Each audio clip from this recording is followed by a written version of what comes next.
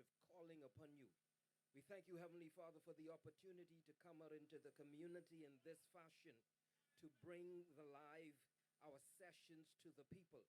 I pray, Heavenly Father, that you will reach them in ways that we might not have been able to from door to door. I pray, Almighty God, that you will continue to be with us in this your movement, this God movement. I pray, Heavenly Father, that you will give us the victory that we seek, and that you will, through us, bring this nation to a greater place in time. I pray, Father, that through us, you will bless this people in ways that they have not been blessed before. I thank you so much for our leadership and all who participate, the candidates, the supporters, family, and our loved ones. Father, I pray that you continue to be with us and provide us with your great protection. I pray, Father, that by our example, others may.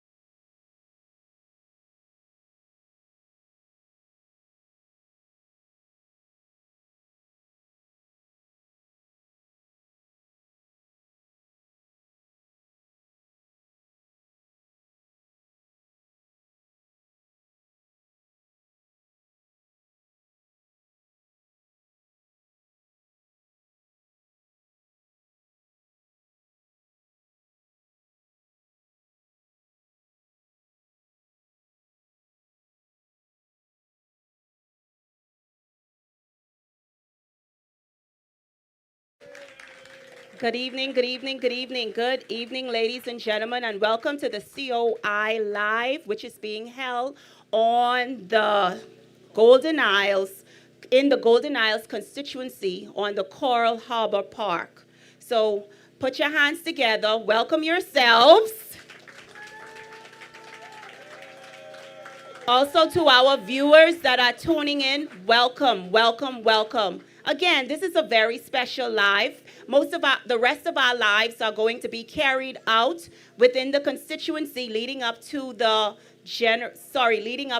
by-election, which is on the, y'all don't sound sure. What is on the 24th? And what is on the 17th? What is on the 17th? All right. So, ladies and gentlemen, again, thank you for being here. It is a wonderful, wonderful, wonderful evening. They did call for rain, but guess what? God is on our side. And even if those showers of blessing come, we are prepared.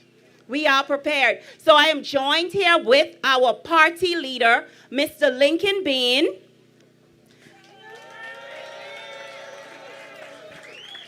Also the man of the hour, Mr. Brian Roll.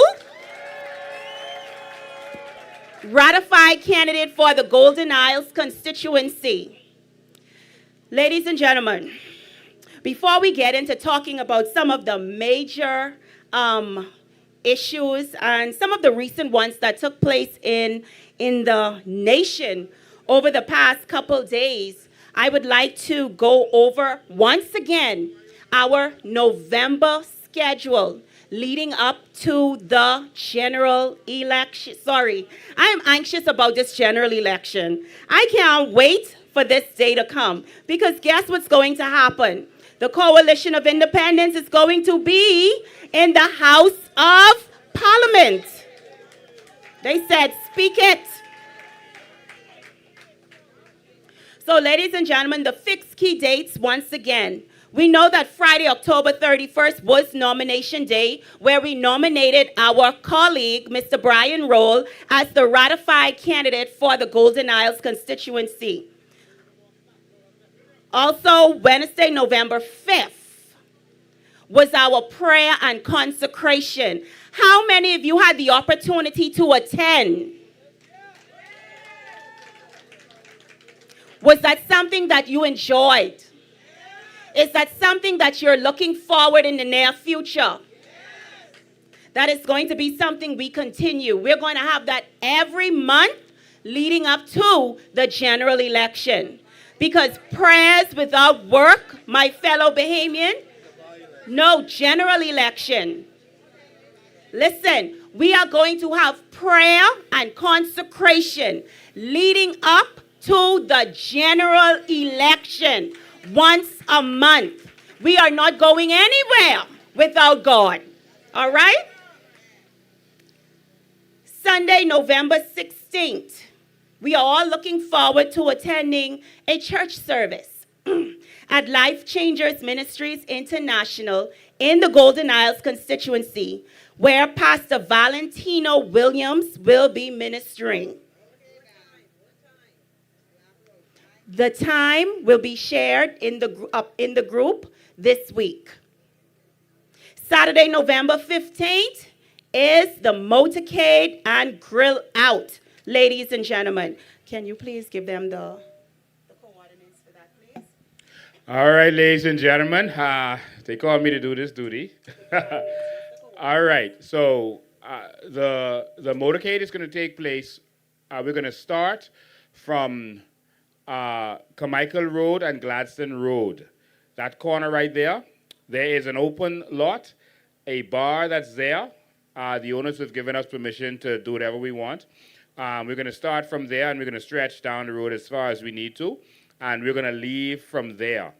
And we are going to end on this same park, which is the Coral Harbour Park. And so we're going to stretch through basically the entire community on Carmichael Road, and we're going to end on this park. So I don't think there's any stoplights in between us or anything to hinder us in between there, but that's what we're going to do. And then we're going to have a grill and chill, some fabulous food. Make sure you're here. Some big time food. Ta opening what we had with 6 meat, 6 different meat. Okay, yeah, I think we could do 6 meat again. We ain't doing hot dog and sausages like them. And what they doing, chicken? No, we got good meat. All right? So, yeah, some shish kebab. Yeah, we got some good stuff. All right, so that's it. So our motorcade, we need everyone to be there. Bring your car. Let's show them that we're ready to transform this country. And then we'll give you an update on our rally. But our motorcade is going to be on this Saturday coming. That's the 14th. That's Saturday. That's the 15th. Okay, so the church is on the 16th then. Okay, Saturday the 15th, we're going to have our motorcade. We need everyone to be there and be present. We're looking to turn Golden Isles black. Let them know we are here. We want them to hear them car horns in Russia. We want them to hear them in China. We want to rock this whole nation. So make sure you come and bring your car and your friends and your family, and let's have that motorcade. Thank you. All right, ladies and gentlemen, and for the motorcade, we will be leaving at 12:30. So we need persons to be present from 10:30 so that we can begin lining up and getting those cars in order. Okay? Also, November 15th, Saturday, November 15th, for all of those who can support, there will be a funeral service for Miss Jenny Mae Ferguson at the South Beach Union Baptist Church, November 15th at 10 a.m. That is the mother of Sharinda Ferguson. Sharinda Ferguson is present out here tonight. The same lady you hear saying yes. So, ladies and gentlemen, once again, funeral service Saturday, November 15, 10 a.m. for Jenny Mae Ferguson, the late Jenny Mae Ferguson, which is going to be held at the South Beach Union Baptist Church. Also, November 17th is the advance poll by election. It's the advance poll by election advance poll voting. Saturday, November 22nd. Can anybody tell me what Saturday, November 22nd is? It is the grand rally, ladies and gentlemen, the grand rally. Not the rally in the alley, but the grand rally. Where is that going? Location is to be determined. That will be announced this week also. And then Monday, the 24th, is the by-election. So my fellow ladies and gentlemen, my fellow Bahamians, it's time to head to the polls. Remember, we are fighting for our country. And it is all of our duty to move from behind our devices, our laptops, our cell phones, and go to the polls because that's where it matters. Remember, we have others in our country that is also walking with our passports. They have access to our voters' cards, and they are going to be voting the party that has their best interests at heart. So I'm asking all of you, because I have been hearing on my walk a little minute few people saying, I'm tired, I'm not going to vote. I just can't take it no more. Well, just let them know it's not about you. You voted how you wanted to vote for decades. It's now about our children, and we need to give them an opportunity, a chance in this country. Like we said, we need a reset. Other parties want that continuity, but we need to reset. And we ask, why should we continue on the way we are going? Is it in the benefit of any of our people? Look at the way our country are going. Look at what the nurses are going through. The teachers are going through. Young entrepreneurs are going through. Look at what took place on Bay Street today with the taxi drivers. The country is upside down. And we can no longer function this way. We are Bahamians. Let us not be divided by party. I know for years that has been our country's culture, party. But we need to look beyond that right now. We need to look at policies and how the policies are going to affect our people for generations to come. And this is why I am so keen on getting into government. It's not about the money. It's about restoration, restoring, and sustainability. Remember, I always say, who was here before us? The Lucayans. Where are they now? They do not exist. We must learn from history. We must learn. So my fellow Bahamians and all of those who are here, as well as those who are tuning in online, we want to hear from you. We want to hear from you. One thing I can say is, whenever we gather, there is no gyrating. There is no alcohol. There is no loud music. When you come here, you are coming here to hear the vision. You are coming here to express yourself because your voice matters. And not only your vote matters, but your voice matters. At those at those rallies they host, do you see anyone allowed to speak? Do you see where they are allowed to question the people who are going to or vying to represent them? My fellow Bahamians, this is where the freedom of information comes in. You are open to question your candidate.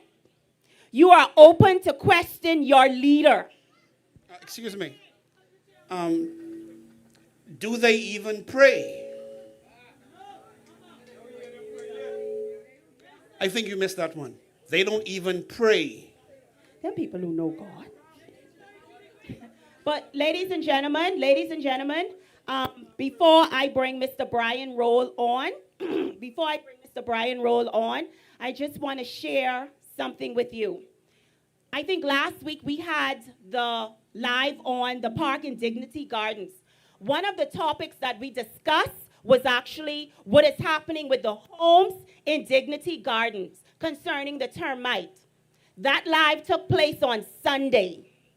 Monday morning, early Monday morning, in one of those homes, the roof fell in on one of the homeowners while they were sleeping in their bed.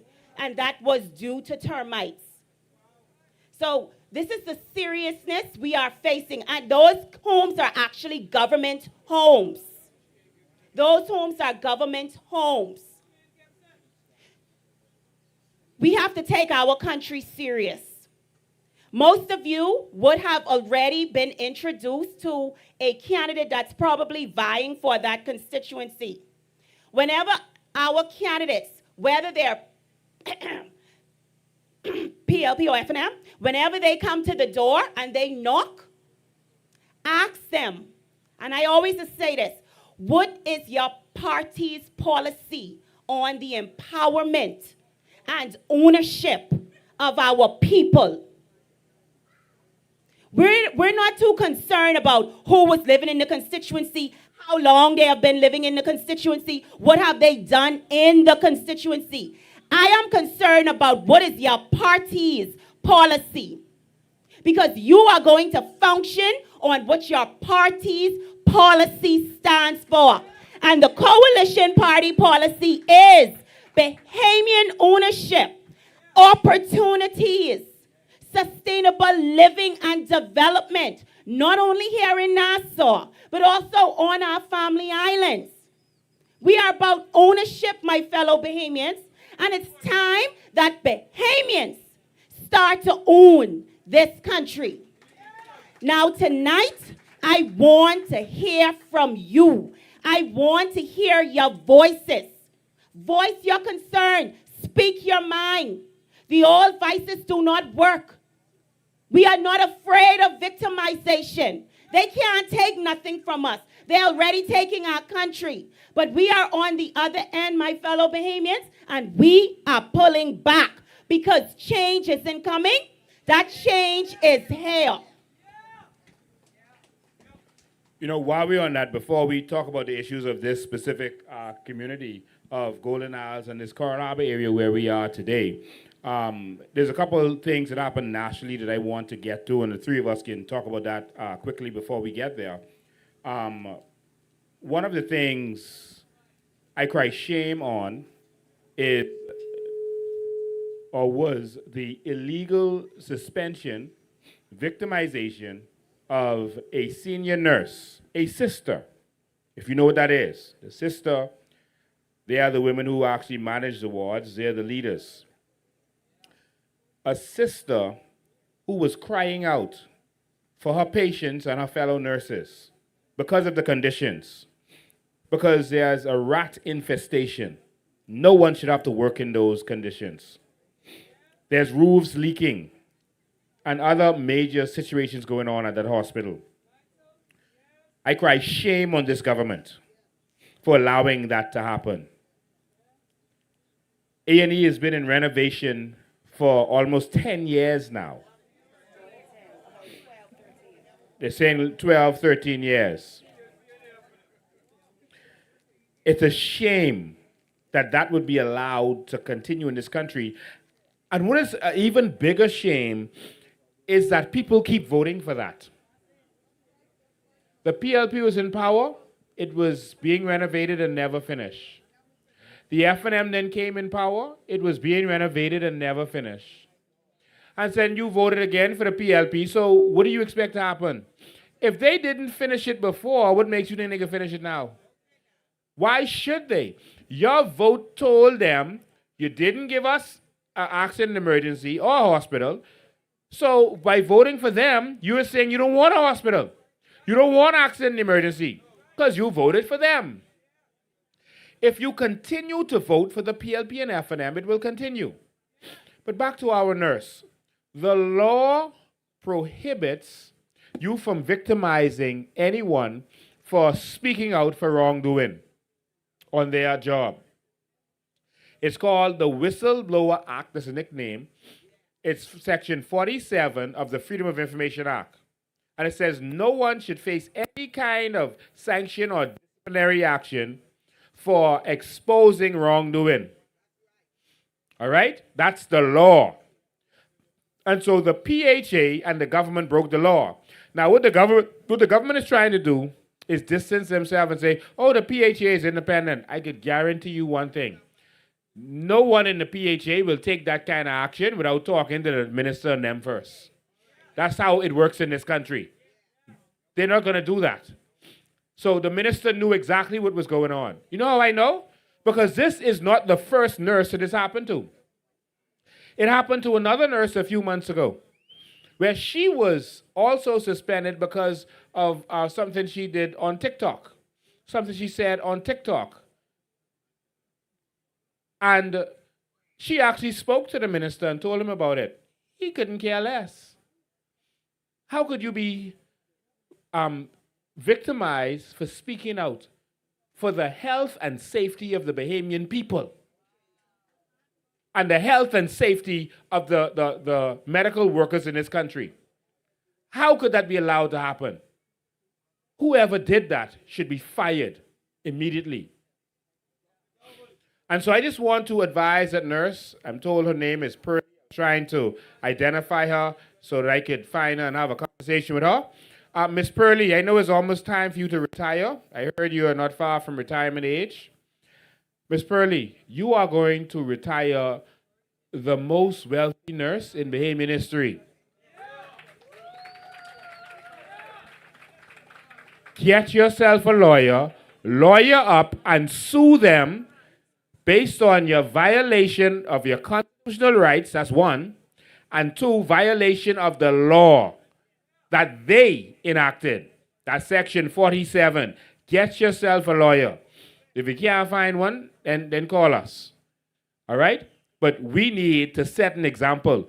Put them in court so that no other nurse or civil servant can go through the same thing again. Miss Pearlie, you have the power right now. Sue the PHA, Brave Davis, because now he know when he ain't doing nothing. The Minister of Health, sue all of them. Take all of them to court, and you go win. And I guarantee you, election is just a few months away. It's about 6 months away. All right? Election is right around the corner, general election. So as soon as the COI gets in, if that case ain't finished, we can settle with UA. If they could settle with these corrupt people like Sheehan Gibson and them, and give secret money to the former commissioner who is the good friend of the prime minister, etc., we can make sure you, a good Bahamian citizen who is now a hero for standing up for Bahamians.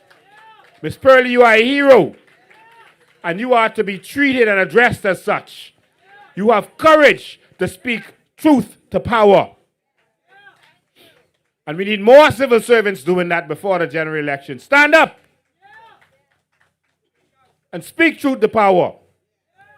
Miss Pearlie, when we get in, you will get more than she and Gibson got. That's a guarantee. Because we might have to take that back from him in any way and give it to you.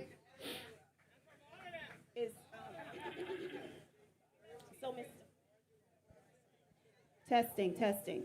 So, Mr. Bain, Mr. Roll, is this what Mr. Sebastian was talking about when he spoke about continuity? He said that, he spoke and said that we should not reset the government, that they should continue going on in the progress that they have already established. What do we consider progress? Can someone at least give me three points that the government has put in place where the Bahamian people are benefiting collectively? 3. But I can tell you about 33 reasons why we need a reset. We cannot function like this. None of the systems are working. The healthcare system is a failure. And we know the health of the nation is the wealth of the nation. Our education system is poor. The teachers are struggling where they are right now. Our young people are frustrated because there are no opportunities.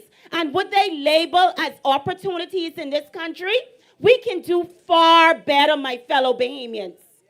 Far better. Who all believe that it's time for a reset? If you believe that it is time for change, when I say this, just say change is here. It's time for us to develop our family islands. It is time for us to develop economy on our family islands. It is time for our people to benefit from their land. It is time for land ownership. It is time for us to benefit from our natural resources. It's time for our people to get into global marketing.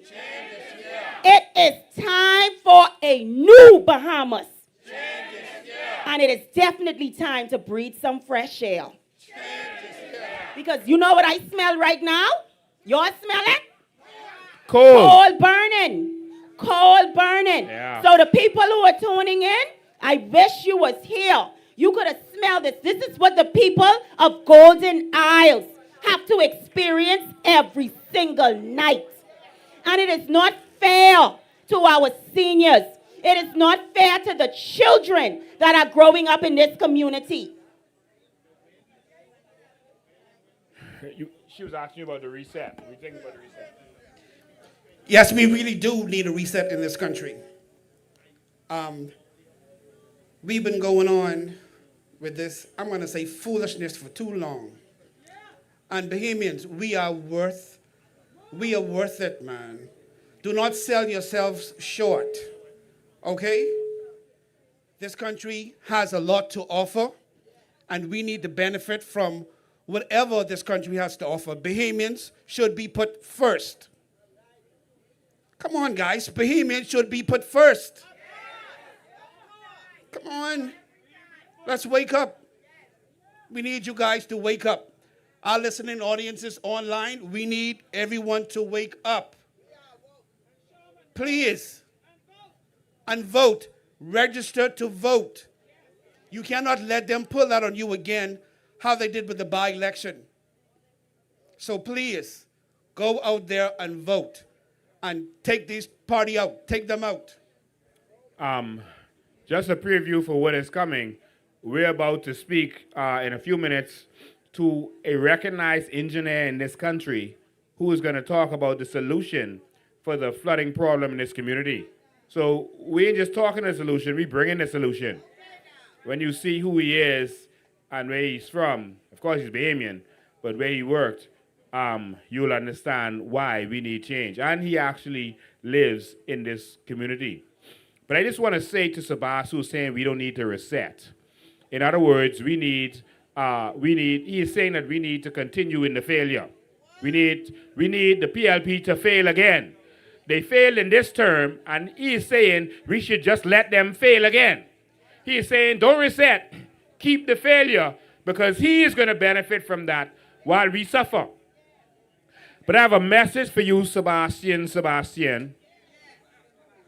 What is your name? Sebastian Bastian. Sebastian Bastian. I have a message for you. The Great Reset is coming. And you and no one else is going to stop it. The Bahamians are going to be empowered this time. You are worried about a reset. We gonna have a whole new country. So yes, Abbas, reset coming. I sorry. I was teasing you just now. We gonna have a whole new country. This one broken. Resetting this ain't gonna work. You're right. We're gonna throw that whole thing in the garbage and we gonna have a new Bahamas. So y'all in the PLP and the people y'all love, y'all go reset Haiti. All right? We gonna have a new Bahamas. I just want to say this. I saw the Prime Minister of this country again going into shanty towns and campaigning.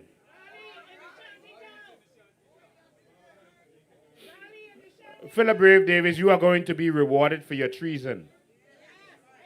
You are going to get a just reward for your treason. You are not going to sell this country out. We are not against immigrants because someone got to come here and work for us in the New Bahamas. We want them to come. We are against illegal immigration. We are against the corruption and the politicians making money by taking advantage of these illegal immigrants. One of the illegal immigrants came to a business person right here in the Golden Isles and said he wanted a job. That's what illegal was. Not, he was illegal when he came, and the owner said, "Well, you got papers? Because I ain't hiring you if you don't have papers." He said, "Yeah, I have papers," and he showed him his papers. I bought this. He paid $7,000 to get his papier after being here for only a month and coming here illegally. What Keith Bell, Philip Brave Davis, and others have done in any other country, they would have been thrown out a long time ago and jailed. They are selling our birthright.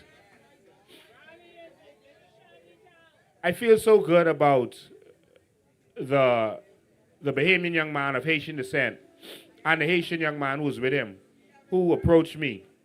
And they said, one of them said, he about to get his papers, he about to get it, and said he is voting for the COI in the next election. He said because he understands what the COI is about. He don't want this country to turn into the country where his parents from. And he said what annoyed him is that it took him his whole life. If you see me fooling with my nose, this coal is causing my sinus to be irritated. I don't know how people in this community live like this. And there's some people wearing PLP and F&M shirts after allowing this to happen. But you get what you vote for. And he said he understands what the COI is about. We just want it done the right way. He said because he had to wait his whole life and do the proper process while the new people are just coming in from Port-au-Prince and paying for papers right away. And the PLP is making money from that. We need change in this country. So, Zabas, no reset coming. You're right. We got a whole new Bahamas. A whole new Bahamas. Everything is going to be new. There's a new thing coming. I just want to share one thing. I think 3 or 4 weeks ago, when there was a protest outside of Parliament concerning the teachers and wanting to meet with the Prime Minister. Why is it when Bahamians, you see what's going on in Abaco, also in one of the communities, the pastors and community leaders are concerned about what's happening in their community, and they're requesting an audience from the country's leadership. They cannot get that. The teachers are requesting an audience. They need to be heard, and they cannot get that.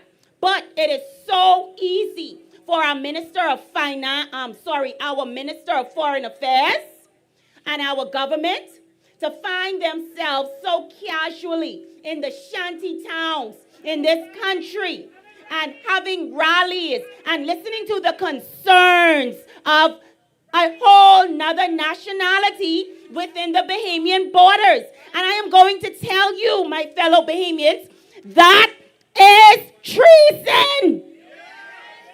That is treason. No, let me tell you what the penalty is. No, the penalty is if Bahamians don't stand up and fight for this country, they will lose their country. That is the penalty for us. We have to stand up and fight. So I'm going to say this. I am so very proud of the taxi union, the taxi drivers in this country. The young men, fathers, who decided that if they get arrested, they don't care. They are going to stand up. This is the new generation. This is the Joshua generation. We are going to stand and we are going to fight for this country, even if it means being incarcerated. We are going to stand.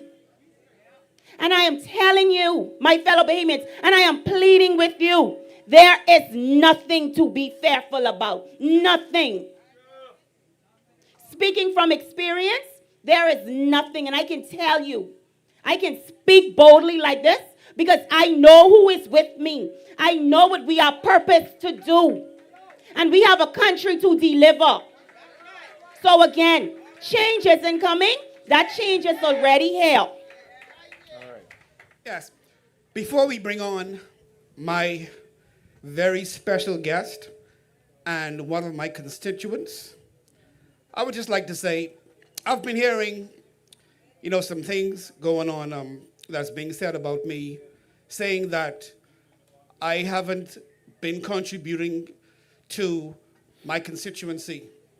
Now, let me start off by saying, Well, they're comparing you to Brian Brown. They're Yes. saying that Brian Roll did some little stuff here and there for the kids, etc. Brent, some of them, of course, could give him money, because they want to make sure they stay rich and we stay poor. So they had him doing some little trinkets and little stuff here and there in the community. And so they're saying that the PLP candidate is not from here, didn't do anything, and they're saying that you can't compare. So why should they vote for you? well, again, whatever those little trinkets were that he did in the community, how is that benefiting the people where it counts most? How is that? It should count most in your pockets. At the end of the day, is Mr. Brian Brown fighting for our natural resources? Is he fighting for our carbon credits? Was he out there assisting the teachers in their fight? Was he out there assisting the nurses in their fight? Was he out there today assisting the taxi drivers in their fight? So what is he saying? Look, I am not a politician, okay?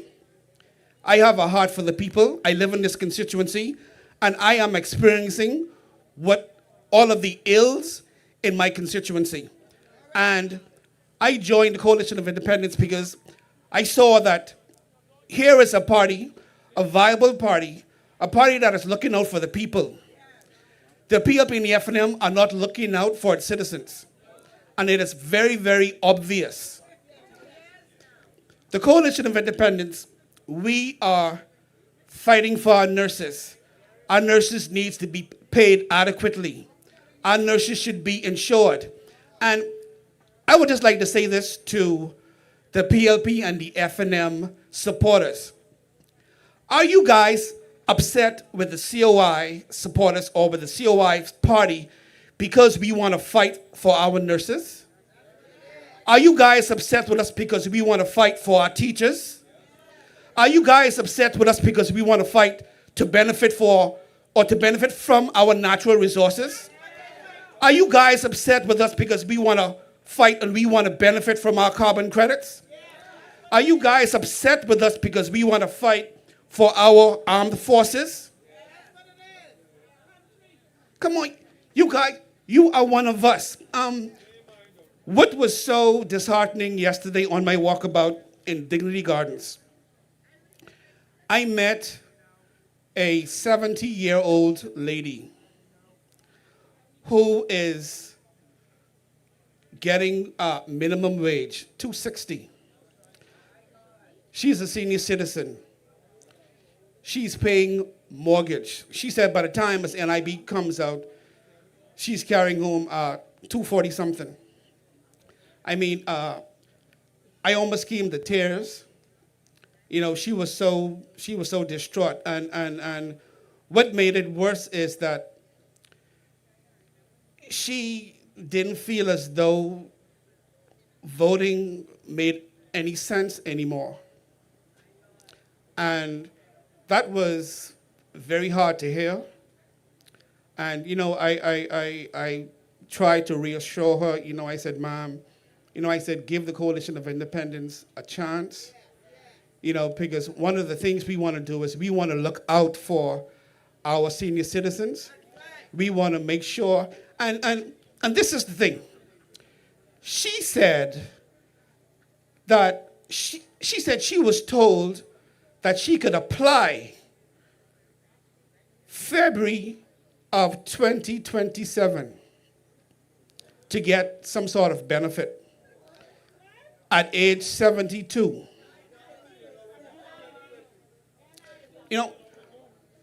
What we have to realize is if we are lucky we're going to be in that same position. I'm talking about in terms of age. Okay? We have to look out for our elderly, man. I mean, a woman of that age should not be paying no mortgage. A woman of that age should not be working for no 260.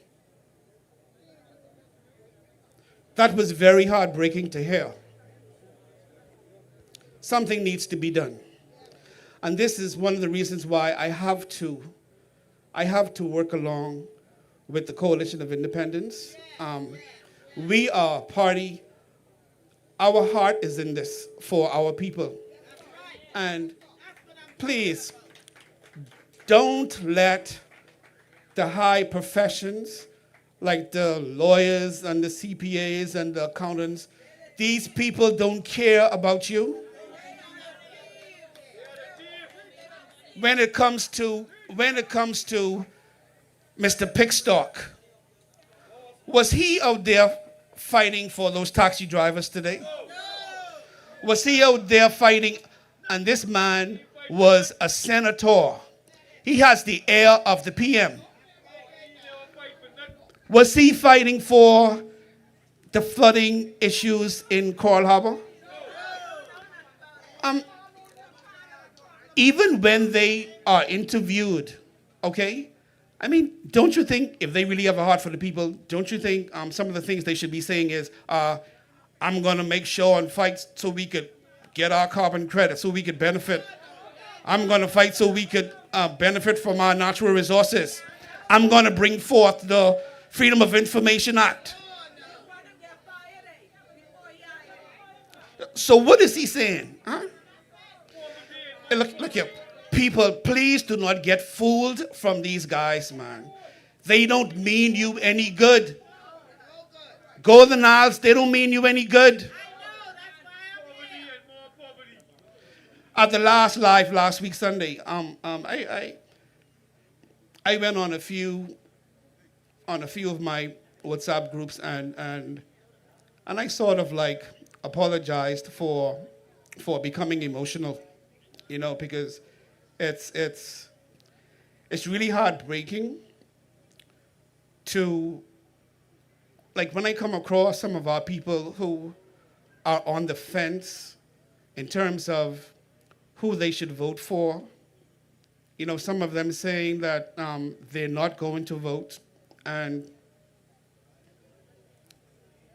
I'm trying not to get emotional right now because hearing some of these things from our people, you know, some of them gives me the impression, you know, like they don't deserve to have a good life. That they don't deserve to live better. My people, you guys are worth it, man. You have to believe in yourself that you guys are worth it. We have a country to fight for. Our children and our children's children, you know, this is the only country that we have. I mean, I don't know how many of you all know how to build boats, I mean, to try to sail from here and go to another country. We need to take this serious. I mean, right now, my hand, I don't know if you all can see it. Right now, my hand is shaking.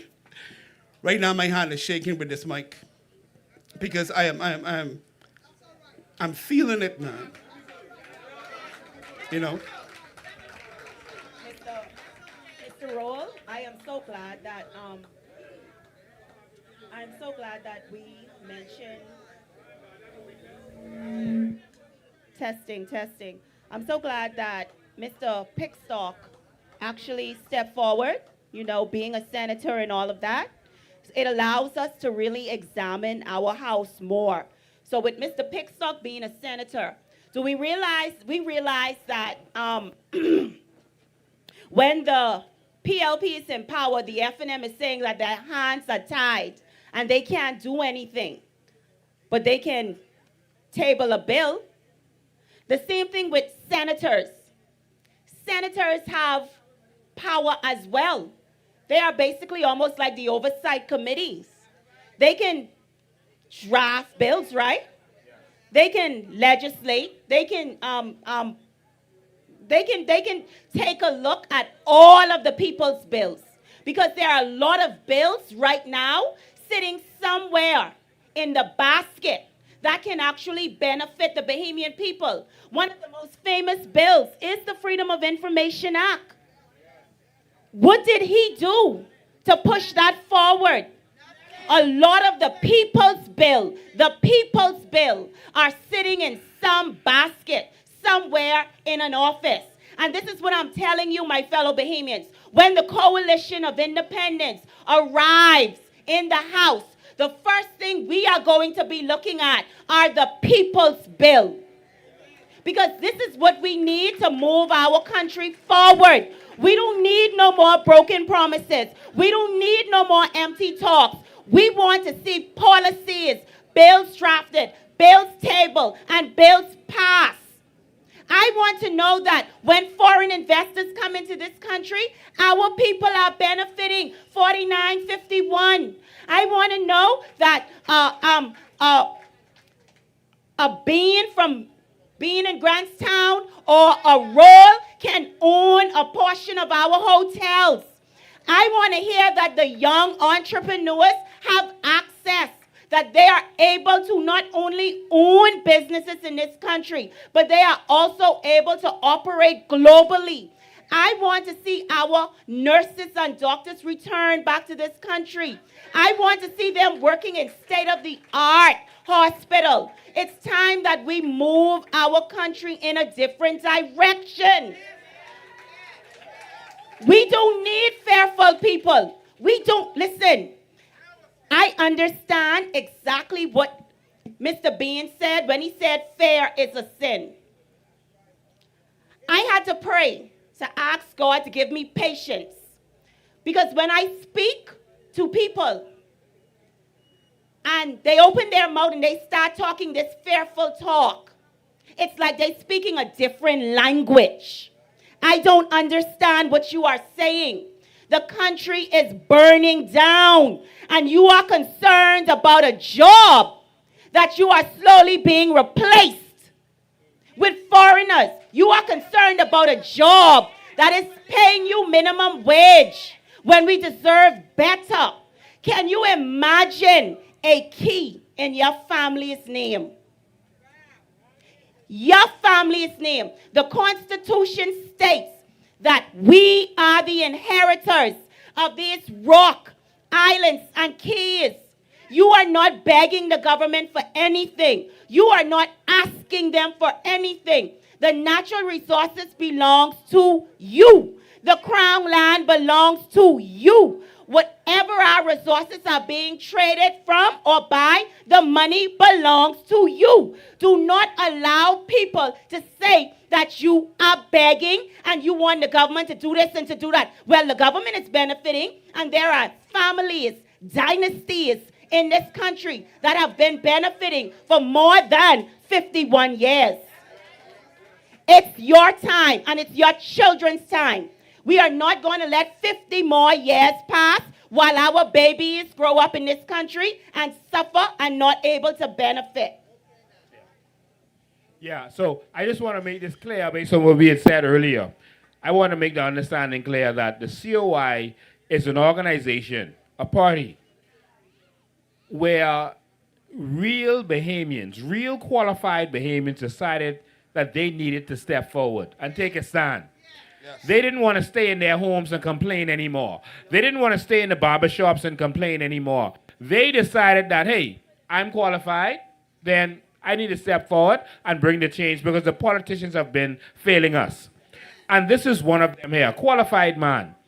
Deals with the networking and fiber optics, etc. for BTC. If you got internet in your house, he probably was responsible for that. He strategizes and plans out all of the networking, etc. He's a talented man. He decided that he saw one party that was fighting for the issues in his community and in his country. So he decided to step forward to help. Not to run, you know. Initially, he didn't join our party to run. But he saw what was going on. He saw the coal mining. We call it coal mining, but they really make the coal. He saw the coal mining happening in his community. He felt the coal mining. He smelt the coal mining happening in his community. He saw the proliferation of illegal immigrants happening. He saw the forest fires, the intentionally lit forest fires going on in his community. He saw the flooding going on in his community. And he realized that only one party speaking out for these things that's affecting this community. And he decided to come go with us and fight this fight with us, to be a man to stand up and fight for his family, for his wife and children. He decided that he is going to be a man and he's going to step forward. And after stepping forward and going into the community with us, I'm all over Carmichael Road in this area, he decided, you know what? I'm going to put myself forward. If not now, then when? If not you, then who? And you know, I would just like to let our senior citizens know that under a COI government, you guys will be taken care of. Our disabled, and this really goes out to the FNM and the PLP supporters. One day, given God's grace, you guys will be there too. At that tender age, 70, 80, you guys will be there. You will be in the same position. Okay? We're not going to stay young all our lives. So, again, under COI government, our elderly, you guys will be taken care of. Our disabled, you guys will be taken care of. Our nurses, hey, free health care under COI government. Free medication under a COI government. Free education under a COI government. From the cradle to a doctorate level. We are not living in a broke, poor country. This country is very, very wealthy. It just takes the right leadership. And right now, I am very confident in our leader, Mr. Bain. And he is one of the reasons why I am here today, to fight for this country alongside him, our chairman, and some of our colleagues sitting up front here. This is something that we have to do. This is not a game. It's not a joke. Sometimes I watch the PLP and FNM supporters, like Charlotte would have said, it's a party. Rum, pom-pom shaken up. And that is something that we don't do here. We are about serious business. We don't have time to be shaken up. And it sickens me when I watch sometimes the parliamentary station and those MPs walking in late, like it's not important, like we're not important, like our business is not important to them. They walk in willy-nilly when they're ready. But the end is now. The end is now. Change isn't coming. Change is here. You know, I want to say this. You talk about their little parties they having where they twerking. They remind me of Kamala Harris and her campaign. Bring out the celebrities and let's twerk. Make everyone forget about the pain they suffering. Forget about that coal that's going on. Forget your child can't get a job because illegal immigrants getting all the job. Forget you can't pay your light bill and your water bill. Forget you can't afford groceries. Forget that they tax you to death. Just come twerk. Come twerk. You know? Go ahead. We canvassed Adelaide a few days ago, Adelaide Village. And I don't know if many of you know, but Adelaide has one main road in and one main road out. That's a health hazard. Something needs to be done. The same with Lazaretto Road. Something needs to be done. If there is a serious catastrophe, the only place those people can go is jumping in the mangroves. If there is a serious fire, and if the wind is blowing in the southwesterly area in that area, those people would perish. And Adelaide have some very nice historic buildings. Adelaide is an economic site on its own because of the mangroves that are so close. I'm understanding that there are young men who dive. I'm understanding that there are young men who take the kayaks out in that area. Right there, Adelaide, right there is economic wealth right out there. And under COI government, we will make sure that Adelaide shines. Yeah. They are a part of Golden Isles. They will shine. We will see to it. We will see to that the young men in Adelaide be empowered to own their own businesses. When we were in that area, we saw some tourists. Some tourists were in that area. We need to put Adelaide on a map. Yes. As a matter of fact, when I become the next sitting member of parliament, Adelaide and the whole of Golden Isles will be on the map. I just want to say, inform you all and say a special hello to, so Pintard, I know you're watching. I know that scared you just now. Hey, how they know? All right, so y'all keep doing what y'all doing. You know, the F&M and PLP are scared. The F&M is supposed to be one of those old dinosaur parties that been around from before I was born. The F&M was around before I was born. All right? And if they're going to call a rally, because election coming, why would they say, let's have the rally in the back of the yard by our headquarters? That means you expect no one there. You ain't serious.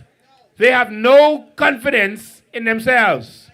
They have no confidence that the people are interested in them. So they set up a whole rally in the back of, you see how small the yard is?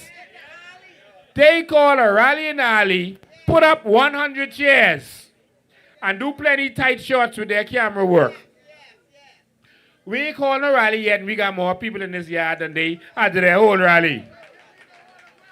Pinta, this ain't a rally yet, but guess what? Rally coming. So Pinta, next time, don't call no rally in no alley. Y'all been around long enough, stealing what belongs to the Bahamian people. Y'all could more than afford to call a real rally. All right? But guess what? Rally coming. And guess what? Election coming. And we could take back everything that y'all have stolen from the Bahamian people. You can't hide it in Cayman Islands. You can't hide it in Switzerland. We know where everything is. And we coming. So call as much rally as y'all want. Go have another rally in the back of your yard, all right? We could be there sitting on Crossroad laughing again. All right? They have no confidence in themselves. And to Zabas Bastian, who is using his station, his TV station to attack the COI, you notice they're attacking the F&M, they're attacking the COI. Isn't it amazing that both the PLP and F&M are attacking the COI and not each other? Y'all see that? Oh, they scared. The COI coming. Oh, they scared. And so, you know, someone was telling me they keep bringing on these shows with people who support the PLP. They got Leslie Miller on there. He still owes us $30 million. But they keep having him on there talking to the Bahamian people. And he keeps getting government contracts. $30 million with an M. And they keep bringing on other persons who are against the COI. But let me tell you something, the Bahamians are past that. The old weapons are not going to work anymore. All we know is this country is not working. This country is broken, and we have to fix it. So I just wanted to say that. I want to thank Madam Chairman. Give her a round of applause. She's doing a great job. I want to thank you for joining us. But we're going to now go and talk solutions, Golden Isles. It's time to talk solutions. While they partying and twerking, they got the candidate from Fox Hill dancing effeminately on the stage next to Denley Penn. I'm telling you that this is serious business. I'm saying this to the FNM, and I'm serious with that. I didn't say that to attack Dr. Fox. I said that because if they think that winding up on a stage and dancing is going to solve the issues of this country, they got another thing coming. If they think that that's going to convince the Bahamian people to go back to suffering under the FNM, they got another thing coming. The Bahamian people have had enough.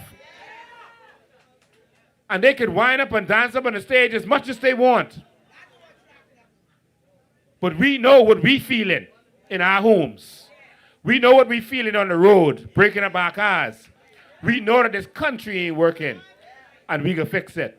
So, thank you, Madam Chairman. We appreciate you. We love you. We'll see you soon. Thank you We can see much. you to the motorcade. All right? Thank you very much. Thank you. All right. Ladies and Motorcade gentlemen. on Saturday for those who just turning in. Motorcade on Saturday. Everybody come on. Who all gonna be there? All right. All right. You want to introduce him or you want me to introduce him? Yes, I'll introduce him. Good. This is your neighbor. Yes. This is your constituent. Yes. I would like to introduce one of my own constituent, very intelligent engineer. And one of the words I normally use when I'm speaking is the word inclusion. I cannot do this alone. And Golden Isles have many, many, many intelligent people who are willing to assist me, who are willing to put Golden Isles on the map, who are ready and willing to fix the issues in Golden Isles. And I would like to introduce Mr. Bastian. He is an engineer extraordinaire. Welcome, Mr. Bastian. He is the former manager at Water and Sewage, Yes. to be exact. I just like this. Let's shake your hand. So, ladies and gentlemen, you may have a seat. This is one of the big bosses from Water and Sewage. He's an engineer. And the reason I'm proud to introduce him like that is because in our country, they bring in the foreigners to do work that we have qualified persons to do. Yes. Like right now, they brought in a company called Pike and got a bunch of foreign people working at BPL, and they don't know what to do. The Bahamians still have to do the work. And Bahamians do it in 1 hour would have taken them days to do. This is a reality, I'm not exaggerating. The Bahamians could do it in an hour what it's taking these foreigners days to do. They just bringing in foreigners just to have foreigners, while our qualified Bahamians can do the job. And guess what else they did to make sure they handicap Bahamians? They took all the vehicles of BPL and turned it over to Pike. Bet y'all didn't know that was happening. This wicked, evil government took all of our vehicles, that's ours, from BPL and turned it over to Pike. So if our workers from BPL need a bucket truck, they got to go to Pike. They took BPL off of the vehicles and put Pike on our vehicles. Y'all ain't see what's happening? They stole BPL. Some say they sold it. No, they stole it. Pike is owned by the business partner of Frankie Wilson and Tommy Turnquest. So the F&M and PLP just stole BPL. And there are people still wearing red and yellow shirt while they suffering. Your children gonna pay for that shirt and that $50 that you took. So, Mr. Mario Bastian is a use the real Bastian. That's correct. All right, Basket. all right. Miss, turn it on. Let's make sure it's on. Mr. Yeah. Bastian, welcome. Yes, welcome. Welcome. Good afternoon to everybody. Awesome. You know, Mr. Bastian lives in this community and he wants to talk about the solution to the flooding in this community because he is an expert in that area.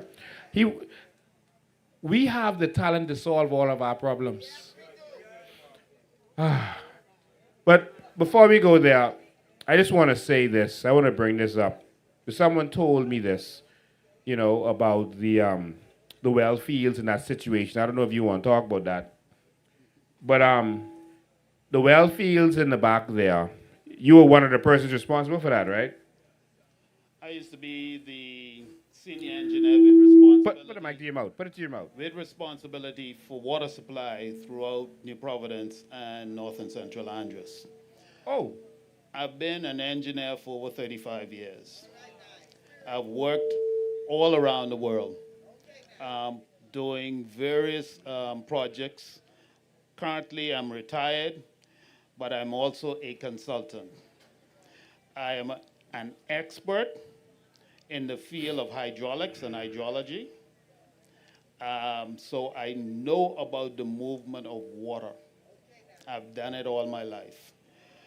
One of the things that has really hurt my heart each day, I live in Coral Harbour. I have to traverse this main road every day. I have to traverse the northern corridor of Coral Harbour North, right beyond the plaza at the roundabout, and put my vehicles through, you know, a foot to 2 feet of water on a routine and regular basis. I've lived in Coral Harbour for over 24 years. And throughout that time, I've watched the situation on the Coral Harbour Road South. I've watched that, turn that one off. I've watched the water, the flood water, be impacted and exacerbated by, I would call this poor designs and poor construction. Let me explain. There's an act that governs the design and construction of roads in the Bahamas. That's the Road Act 2006. And under that act, and one of the reasons I want to discuss this part of it, under that act, the minister is charged with constructing and repairing roads such that they are safe. And I can tell you, and I'm sure all of you can attest to the fact that our roads are unsafe. Every street in particular, and I can call the ones in this particular constituency, for instance, Carmichael Road, it has dimples from Blue Hill Road straight down to Clifton Pier. It has Spalding in the area of Sir Clement Maynard's home going to Frank Watson Boulevard. In other words, the tar surface has lifted off of the street. And persons everyone who has to traverse that road would have to be trying to veer their vehicle around those spalded areas. And that can lead to unsafe driving conditions. Under that act, the minister is supposed to make certain that the roads are safe. That's not safe. Carmichael Road, anywhere from if you pass Bacardi heading west, upward to the areas where Bahamas Gas is, there's a lot of dimples in the street. All right? Another unsafe condition, in particular on the northern side of the lane. And then there's a big hole just after you pass the patio that's been there now for years, and nobody seems to want to repair it properly. And you know, one of the things that really gets to me, I feel insulted by the Bahamian government in the way they conduct themselves in terms of repairing our streets. Carmichael Road, the last time it was paved was when Frank Watson was in office. He paved it from Blue Hill Road straight down to Clifton Pier. And I can tell you that because I grew up in the Carmichael Road area. From Carmichael Road was a track road. So I could tell you how long I've been in this area. All right, so I know the development of Carmichael Road. With respect to the Coral Harbour area, the Coral Harbour Main Road, Coral Lakes, Coral Heights West, flooding all the time. And I can give you a little story. I had to take my family away to deal with some educational issues with my daughter. She had to do some exams in the US. And we were away for a period of 2 weeks. The last torrential downpour that came, I had spoken with some of my neighbors in the area to find out what was the impact of those that torrential downpour on the Coral Harbour Main Road. And they said to me, Mario, it is so bad that the Defense Force is now bussing through their officers. They're allowing them to park by the roundabout and then bust them through because the road is that flooded, right?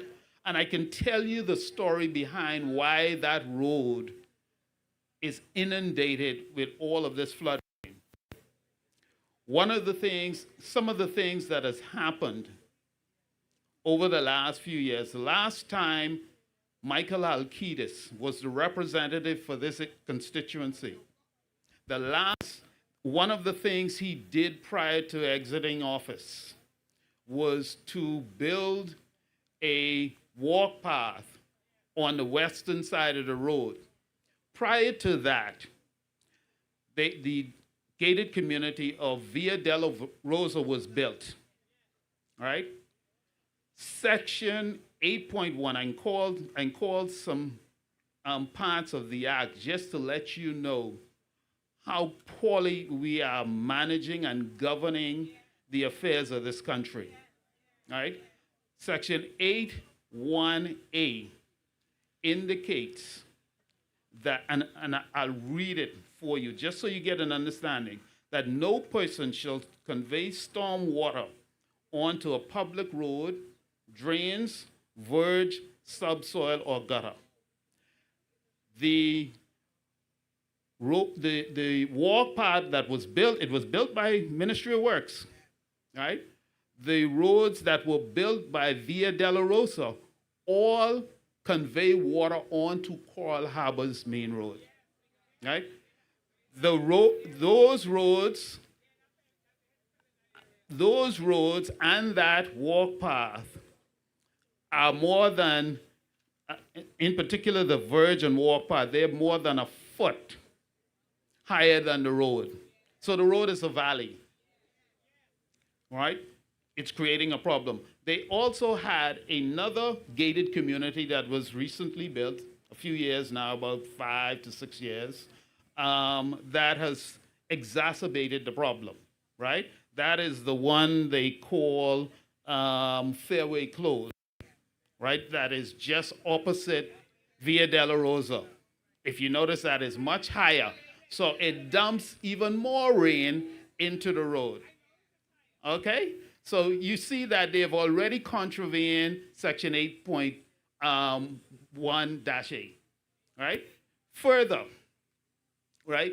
And this shows you, and let's bear in mind, the Ministry of Works is responsible for reviewing designs that engineers produce and approving those designs, solutions implemented.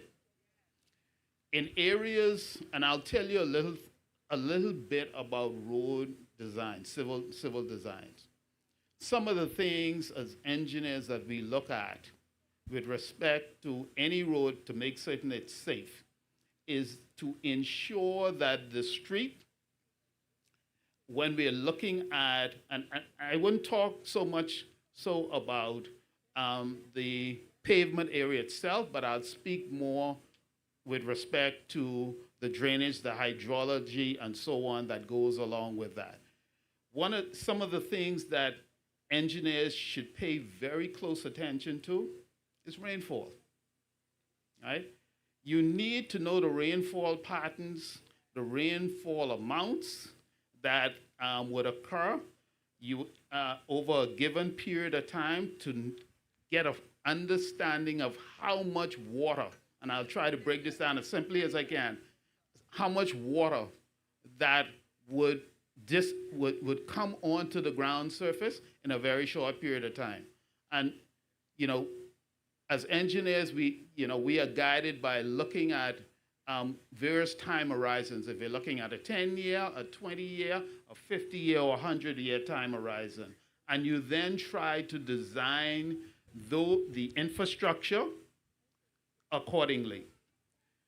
Aside from rainfall, you also look at the topography. And when I talk about the topography, I'm just talking about the ground, how it's laid out, whether it's hilly or it has a lot of valleys and so on and so forth. You want to get an appreciation for that so that you design that road where it is either level enough or high enough. And in the case of Coral Harbour Main Road, in this example, Coral Harbour Main Road is a valley. And that is why all of the water is just settling on and ponding, as we tend to say, on the street, right? And these are things that it appears as if everybody at the Ministry of Works have forgotten, and the MP for this area. And it is something that I've brought to the late MP's attention numerous times, and persons at the Ministry of Works, right? Irrespective, he was our MP, right? So these are things that you must look at. You must also look at the type of soil. Coral Harbour has what we call a type 3 type soil. It's saturated. And I tend to break it down this way. If you have a bowl of soup that is already full, and you pour more soup in it, what's going to happen?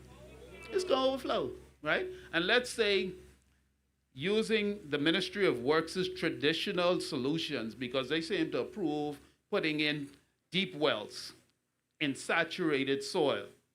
Let's use a straw as an example of the deep well. You put a straw in that bowl of soup and pour more soup through that straw. What is it going to do? Exactly, it's already full. The bowl is full. It's not going to go anywhere except onto the existing terrain. So you're still going to flood that road. You have to look at other solutions. You have to, and in the case of Coral Harbour, the solutions they may be costly, but they are a necessary evil. There are various types of solutions, and I mentioned one, a deep well, which we know already is inappropriate for this type soil, right? Secondly, you can install swales. The Ministry of Works, if you know what a swale is, all it is an excavated area that allows water to be captured in an area and moved away from the road, right? Swales, they've tried to do something to that effect alongside Coral Harbour South, just in the vicinity beyond Budget as you're heading south along the street, but it's right on the road, and there's not sufficient area for it to do. They have an issue there where Via della Rosa, in that verge area, they have 2 detention ponds. Those little water bodies that they have mounds of soil and grass on, and then there's a little pond. Those are detention ponds. But the area is so high, and if you notice, there's always water in it. So they can't accept any more water from the street. So the only solution, as I've said to persons for years, is to capture this water either through gutters and convey it through a piped and chamber system to either the canals or the sea. They're all right there in the general locale. And that's the solution for along Coral Harbor Main Road. Now, there may be, because there are some crests at Hopkins Drive that may warrant that you may have to use a forced main system to get it over to the canals or to the sea. But either way, you have to use a conduit and chamber system, whether it's gravity feed, as we tend to say, which just means that you would slope the pipes to allow the water to flow under gravity, flow from one chamber to the next, and then on to the next one until you reach the final outfall, which we would call, in this instance, the canal or the sea. There's also some problems that I noted in Coral Heights West. There is a pond there where, and the pond is right at the intersection of Center Drive and so on. That pond overflows when you have those types of torrential downpours, and it floods out the entire street, and persons are unable to get in and out of their homes. All right? So that is another problem that you would, for what I have seen, you would have to implement a similar type system with conduits and chambers and force. You can use a force main to take it from that area onto a connecting system along Coral Harbor Road South and convey it to the canals or the sea. This is a simple thing, and I've said this to Ministry of Works. You need to lift the street. If you notice, they lift the pavement the last time they paved it earlier this year, between just before budget and heading west in the vicinity of Via Della Rosa. And I can assure you, I would, on a regular basis, anytime we have those kinds of rainfall, I would take a video. I'd go in my truck, because I can't go in any of my other lower vehicles, and I would shoot a video, send that out to the Minister of Works, the PS at the Ministry of Works, the Chief Civil Engineer at Ministry of Works, and so on, and the former MP, to let them know that I am displeased as a tax-paying citizen to have to put my vehicle through this on a regular basis. All right? And they are doing nothing to cure the problem. Now, like I said, they've lifted the pavement somewhat, and I think that was at the instance of one of the last videos I had sent to them, and I can tell you I was a bit raw in that one because I was very angry. I noted the next day they had their new director, who was, I think, out of England, not even our own. They're rolling the pavement, and they brought in equipment and started a little bit of paving, and then left. And the rest of the street is in a mess. All right? So these are the kind of solutions that can happen. But there's a multiplicity of solutions that, under a feasibility study, fall away. All right? You're supposed to have anywhere from a 2% to a 6% crossfall. And what that is the road sort of crests at the center, crowns, and then it tapers off as it goes to the verge. All right? And what that does is it allows for the rain to flow off of the pavement area very quickly so that you don't have ponding, which then results in vehicles hydroplaning off the road. And basically what hydroplaning is you have so much water on the road, the water forms a wedge between the vehicle's tires, and it causes you to lose traction. So you just slide off the street, and you have no control, right? Another unsafe condition, right? So are you saying that in different parts of Golden Isles, because Golden Isles is a wide area, you can have different solutions? That is correct. You know, you wouldn't look at it, and one of the things, again, as I've seen the ministry, they have just done this sort of broad brushing, one solution fit all. Just drop a well there and that'll solve the problem. It won't, because the well is already full of water. It ain't going nowhere. The aquifer cannot receive any more water.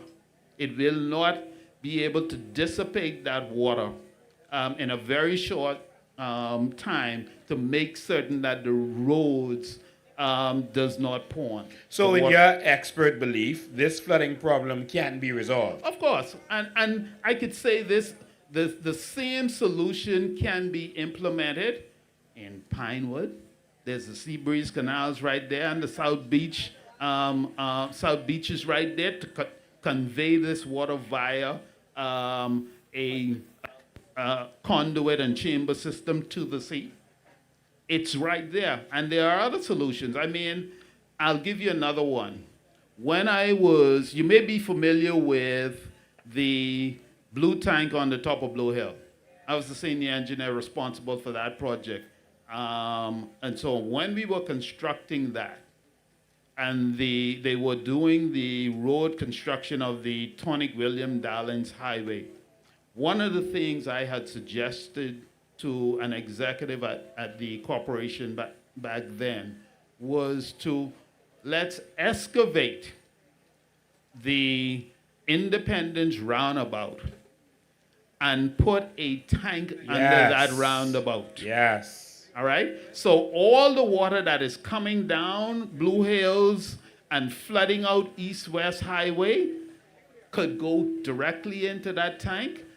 You can treat it and either use it for flushing, and it would be a source of revenue for the water and sewage. You can use it for flushing in Yellow Elder, or you can use it for irrigation of the verges and the medians along our the thoroughfares, right? But there are lots of solutions that can be employed if we start using the technical expertise that we have and stop just doing the same thing that we know would not give the results that we want.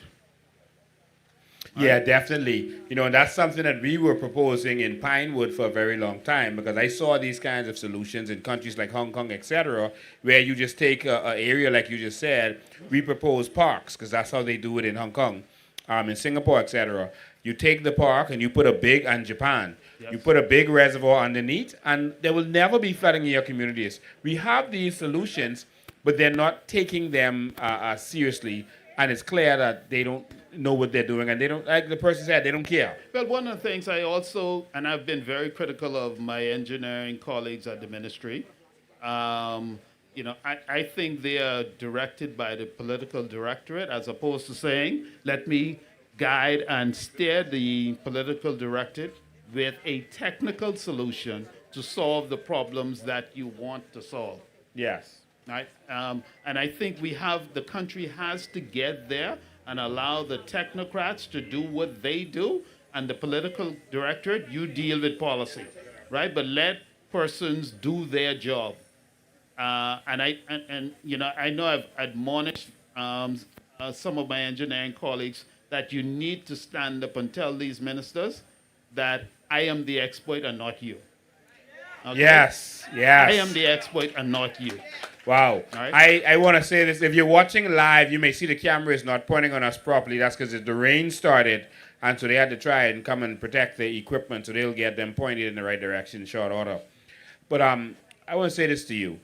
The COI is a organization that is looking to take this government and to bring the solutions that the people need. It's not going to be about going in there to make money from contracts, etc. It's going to be about waking up every day to see what we can do to make life better and easier for the Bahamian people, Correct. like other countries do. I'll tell you.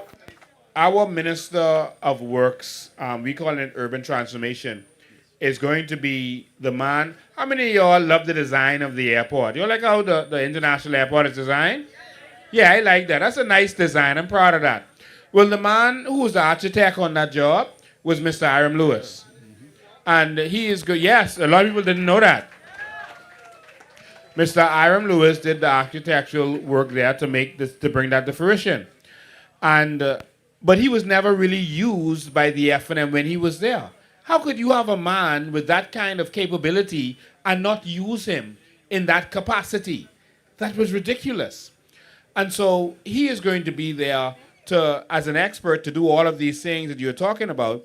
And I want to say now that we are going to bring in Bahamian experts like yourself in order to help him. So I want you to be a consultant to assist our Bahamian people with getting this job done. Go ahead. There's another thing, and thank you for that, sir, but there's another thing that's near and dear to my heart. And I know we've all seen it, and we pray that it would not happen to us, but I guarantee you it is a risk that all of us who are homeowners or we're renting, that we are faced with. There is no fire hydrant in our communities. None. Okay? I can tell you that. The hydrants that you may see in your community on any street is a hydrant for flushing of water and sewages mains. Okay? The fire department are not allowed to use those because the Water and Sewage Corporation does not provide fire flows. Okay? And fire flows basically is a stepping up of the pressure and flow to accommodate the fire department during a fire event. If you have noticed too, as a citizen of this nation, and one of the things I sort of smirk at is that every asset that the fire department goes to attempt to abate, they lose. They never save the asset. No water, and/or their fire engines are not working or insufficient or don't have the requirements to fight that fire successfully. And I'll give you an example, right? We have a lot of tall buildings that are currently being constructed throughout the country. Do you see a ladder fire truck in this country? Not one. Not one. Okay? I don't even know if the fire truck at the fire station near Miller's Height, if they even have one. Okay? But I'm going to tell you that when I was growing up as a boy, along Carmichael Road, there were fire hydrants to allow the fire trucks to tie into those in the event of a fire and get fire. There is, to get water, sorry, to put out the fire. There is a specification that indicates that if there is a community like this, you should have a fire hydrant within 500 to 1,000 feet of each home on the street. Do you think that exists in New Providence? Okay? So it demonstrates, and the responsibility for putting in those hydrants lies with the Ministry of Works. So all of our homes are at risk. The fire department is responsible to say to the Ministry of Works, this is where we need these fire hydrants. They approve under the Subdivisions Act, the Planning and Subdivisions Act of 2010, all of these subdivisions without one fire hydrant in them. All right? So all of our homes are at risk. And if we don't do something to change that, what we saw in California and Hawaii and so on, we will fall victim to the very same thing. All right? So we are sitting and, saying, when we watch these events on the news, oh, it may not happen to us, but I assure you it's coming. Okay? With respect to climate change, all right, I was fortunate to be the project engineer for a 7-island project throughout this country. And as a part of that, the requirements of that, those infrastructural development, we had to look at climate resilience. All right? In doing so, we modeled all of those 7 family islands, well, there were 6 of them, because 2 of the projects were here in New Providence. And when we looked at the results of the model, and this is after putting in all of the temperature of the sea water, looking at the levels and so on of seawater hitting the shores, looking at the temperature of the environs and so on and so forth, looking at wave conditions and the like. When we got the results of the modeling, and I saw that we had as high a sea surge hitting our shores, 28 to 32 feet of water hitting our shores. And this was several years we did this study. I said to my family, I said, let me tell you something. If we see a hurricane, and I'll say this, our modeling undertook a 100-year time horizon.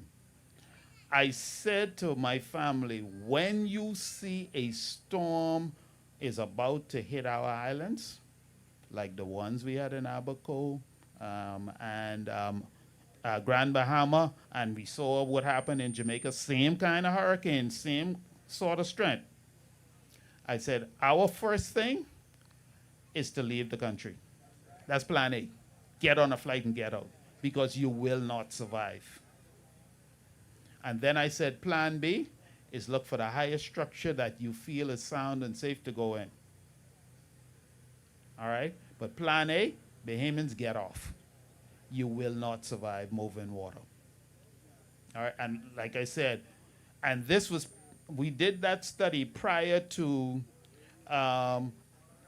the Hurricane Dorian, and I tried to meet with the minister and the PS of Ministry of Works to share that report with them. Never got an audience. And when Dorian hit, I said, you see, I tried to warn this country. All right? It's a shame that that is what has happened, but that's the reality. I'm going to go out on a limb here and say this publicly. Right? I am disappointed in the current Prime Minister for going around the world and talking about climate resilience and climate change. And this man in 4 years has done nothing to improve the infrastructure to make it climate resilient. Okay? It is shameful to see that they have done nothing, and he is all around the world championing it. And I tend to liken it this way. He is going telling everybody about their house burning down and his own here, on fire. Okay? So we as Bahamians need to recognize that these people are not doing the duty that we have sent them to Parliament to do. And we now need to say it is time to get rid of them. You hear them talking about, and I know the leader had asked me to talk about the well fields. I used to manage these well fields. Okay? Back then, I think this was around about 2004. One morning, I got out of my bed and I said to my wife, I said, love, I am going to head into the well fields early this morning. I am going to take some photos, prepare a cabinet paper to send to the cabinet to demonstrate the impact that the illegal immigrants who were encroaching in the well fields, the impact that they were having on the water reserves of this country, and by extension, our national security. And I can tell you, this was around the time when, if you recall, and we're still experiencing it to this day, that BPL is shutting off power and so on because they can't provide sufficient power to the island. It was the same thing I was managing. We did not have sufficient water to supply this island, so I had to then do what we call cutbacks, all right? Because we had had all of this development in New Providence, you know, all of these subdivisions, all of Atlantis and so on being built and so on, but there had been no increase in water supply to accommodate for the population growth and that of the tourism growth in the nation. And for a period of time, I had to manage that, but at the same token, I said this madness has to stop, and I will take on the challenge of looking at a supply-demand balance to see what we can now do in terms of increasing the supply in this nation. And that was the impetus and the inputs that went to cabinet to then say we need to build a RO plant at Blue Hills by BPL in Soldier Road. Right? We did a $6 million plant then. And then a few years later, I upsized that again by an additional $4 million. All right? And we did some other things. I wouldn't get into all of that, but we did some other things to try and see how we can save water and so on. But again, it is incumbent on all of us, every professional, in every which way, shape, or form, to stand up and say to the political directorate that the madness must stop. This is what we need to do. These are my recommendations as the technocrats. You guys need to now find the money so that we can make this happen. All right? We have to make we cannot survive in this nation without water. I'll tell you another thing that I really have a problem with, the encroachment in these well fields. After I finished the last RO plant, I had said to the GM then, I said, sir, you are intending to turn these over to the government. You are happy now that you got your brand new RO plants, they're performing and so on. But I said to him, let me tell you something. These are man-made. They will fail. These well fields, we may have overpumped them over the years. We may have, and when we say overpump them, we've pulled out, extracted more than they can yield on a daily basis. So we have what we then tend to call an upconing effect, which then allows the fresh water to come into the brackish water zone and then into and then salt water. All right? So that would then allow for the water to become a little bit more saline. But I said, you know what? The one thing with Mother Nature and our lovely God is he knows how to correct and right herself. All right? Mother Nature will always sweeten up herself.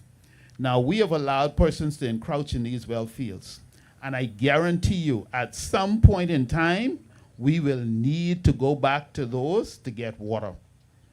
And if we don't stop the madness that I see going on in these well fields, we're going to have problems. Now, I know we're talking about handing Crown land over to Bahamians, which I fully support, but I think we need to do it in a regulated way. And what I have seen over the last 4 years under this administration is this is every man for himself. Everybody's just throwing four rocks and saying that's wherever those 4 rocks land, that's my piece. Yeah. Let me say something. You know, it's something I wanted you to bring up. I see you brushed over it a little bit, but I've been saying this to the Bahamian public for a long time, that those well fields were meant for us to get water. Even AquaPure had bought a piece of property back there closer to Gladstone Road, and they used to get water from those same well fields. And it was discovered that Haitian immigrants were using the well fields like their sewer. They were defecating there and throwing trash, etc., in it, and they were contaminating the water. And on many occasions, we had to stop the water from going to the people of Nassau. Tell us about that.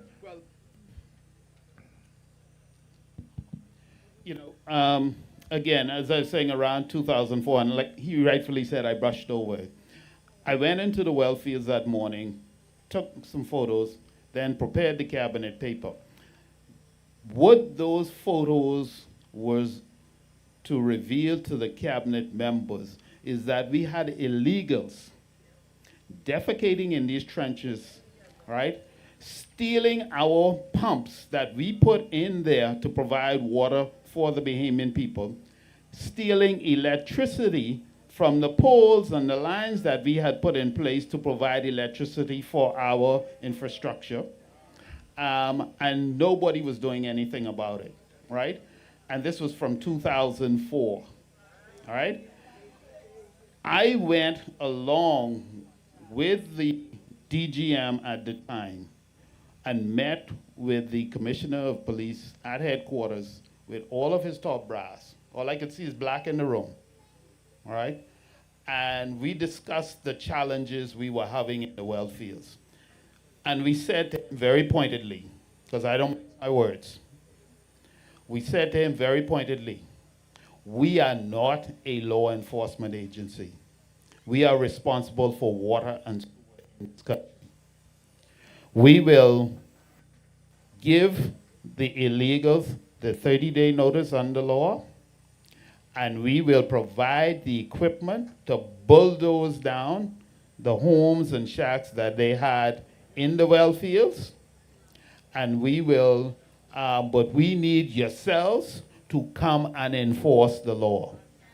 We repeated the same thing with immigration. And I could tell you, nothing happened. For 20 years, I'm told. For almost 20 years. Wow. So when I saw the last Perry Christie government finally saying that they're going into the well fields to break down the shanty towns, I was elated. However, what I have seen in the last 4 years as they break down... But before you go there, what they did was they made agreements with those persons, because for 20 years they wanted them to move, couldn't get them moved, and they moved them into the Cowpen Road area. So the point here is that these people were literally defecating in our waters, contaminating our waters, and the government failed to do anything about it. And this is the effect of illegal immigration. It's like they had no control over it. And that water was coming to our homes. Well, let me correct you there. The water wasn't coming to the homes. What I had to do was I had to discontinue service from those well fields. Yes. All right, and these were the well fields just opposite to the Lazaretto Bend, all that S Bend there, and that they had now started the new homes. we had to shut down all of the well fields there But up to on that until northern side. up to until your discovery, that means that it would have been contaminated up until it was shut off. Up until the point that my team and I went into Yes. the area and ascertained what was going on. And as soon as that happens, I can tell you, I made certain that we shut down those well fields. Perfect. All right. But the thing is that it was, and this is the part that I cannot stress enough. This was at a time when we had a deficit of supply of water in New Providence.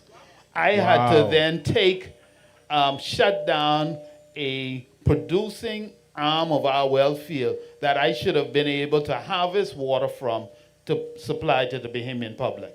All right? And that hurt my heart. Wow. All right? And I can tell you, again, and I will bring this to this day and time. I have seen persons indiscriminately just go into those well fields and they're constructing all over them. And I'm going to tell you, one of the most precious resource that is in high demand is water. If you notice, there is and this has been a fight brewing for years between Canada and the U.S. Canada supplies a large proportion of water to California and various northern states. And they're now saying to the U.S. that they're going to stop. So that is even going to cause a problem. You have Yes. countries throughout the world that persons cannot get good, wholesome drinking or potable water.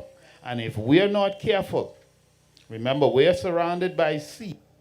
So a lot of the water in water bodies throughout this nation is either brackish or saline. Yeah. So the limited supply that we have is in these well fields here along Carmichael Road. And if we don't protect those, I guarantee you, we are going to feel the weight of what it means to do without water. Yeah.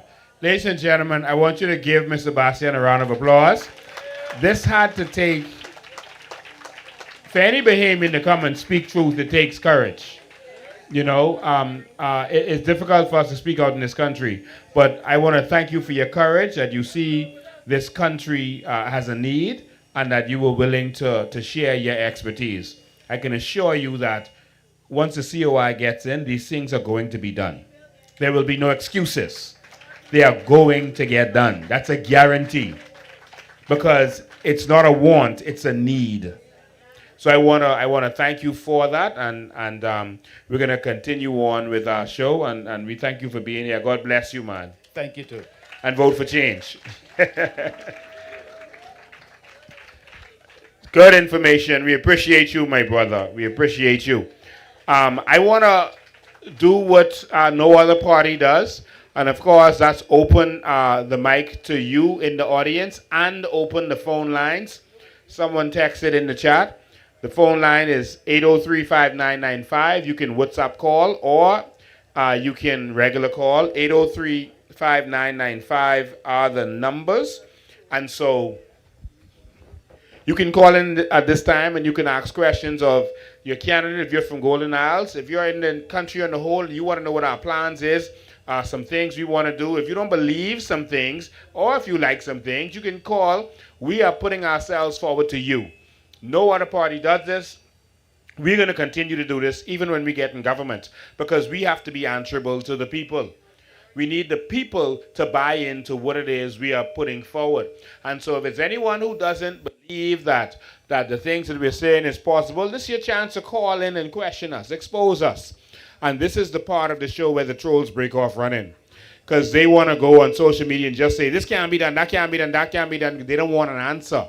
They just want to put doubt in people's minds. But if you actually answer it, they know that they messed up as a troll. All right? But there's nothing that we have, hold the line, call, we'll be right with you. There's nothing that we have proposed that is not being done in some country right now. As big as they sound, as ambitious as they sound, They are all being done somewhere right now. And all it takes is a government that loves and cares for its people and that wants to put its people first. And so, producers, we want you all to get a mic for the audience. So if it's persons here who have questions, if you're in the Golden Isles community, you can either call in if you have a question, or you can just come to the mic if you're from Golden Isles or anyone, but you can ask questions. Your MP, your future MP is right here. All right? So let's quickly go to the phone lines. Good evening, caller, you're live. Mr. Bain. Mr. Bain, it's a privilege and an honor to watch this ride going on. Mr. Brian Rowe, in my opinion, would be the man to represent those people in Golden Isles. Now, here's an observation that I came across, that we have so many migrants working in the country in our food industry. They're all up in the butcher shop, ribbon wrapping meats in food stores. They run the food in the different delis. But I believe that every one of them should have a health certificate presented every 3 months underneath a coalition government. They should be tested who's dealing with distribution to the German people. What do you think? Yeah, that goes without saying. And I thank you, Mr. Bain, for your standing up and presenting and opening your phone lines to the Bayman people. Thank you for being so brave. Awesome. Thank you very much, sir. Awesome. Go ahead. Yes. When I was living in Engliston, I had the number of Glennis Anna Martin in my phone. We used to talk occasionally, and I called her and I asked her a question. I asked her if there are inspections regarding these Chinese restaurants. And I almost passed out when I heard her response to me. Her response was, "You ain't got to eat there." I kid you not. I kid you not. Her response was, "You ain't got to eat there." I mean, I found that to be so disheartening and so uncaring. I mean, the people of Engliston were the ones who put you in that seat, and that was the response that you had. And at that time was when, I just lost all respect for her, for that response. Obviously, they don't really care about our people. I mean, she could have said, well, Mr. Roll, that is something that I'll look into.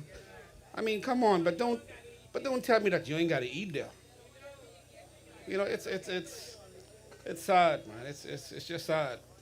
Yeah, I think we have to be concerned about the health of our people. And, there are foreigners that come from cultures that are nasty. And Bahamians are not nasty when it comes to food. We don't play around when it comes to our food. And so whether it's Chinese or other people, we don't do that. And so Bahamians need to pay attention. But it's our government's duty to make sure that our food is safe, to make sure that the inspections are being done and being done properly. And so if they're not doing it, then they've fallen down. I'm going to take this next call. Caller, you're live. Go ahead. Good night. Good night. Good night, Mr. Graham. Good night, Mr. Roy. Yes, good night. I have a very, very, very, very serious concern. I see the taxi drivers are out in full, and these people are very angry. I mean, the old farmers are getting very, very angry. So I really want to know, what's going to happen if we already know that the Asians are not supposed to vote in this country, and they show up to the polls to vote. I want to know what is really going to happen. I would really like to know what's going to happen, because it's going to be chaos. You have some Bahamians who's not going to stand down, who's not going to let a Haitian stand in the front of them and go to the poll. So what we planning on doing about that? That's what I need to know. You really want me to say our plans over the open air to let the government know what we plan on doing?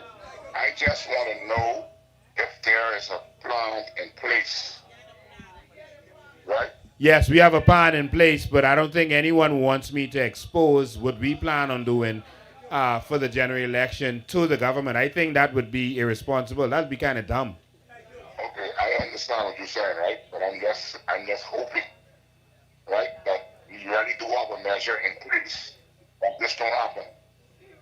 You understand what I'm saying? The biggest measure that needs to happen is Bahamians need to come out and vote. Bahamians need to see that the FNM and PLP has been pandering to foreigners for all these years, and that Bahamians, if they don't come together this time, there is no future election. You are going to be outnumbered.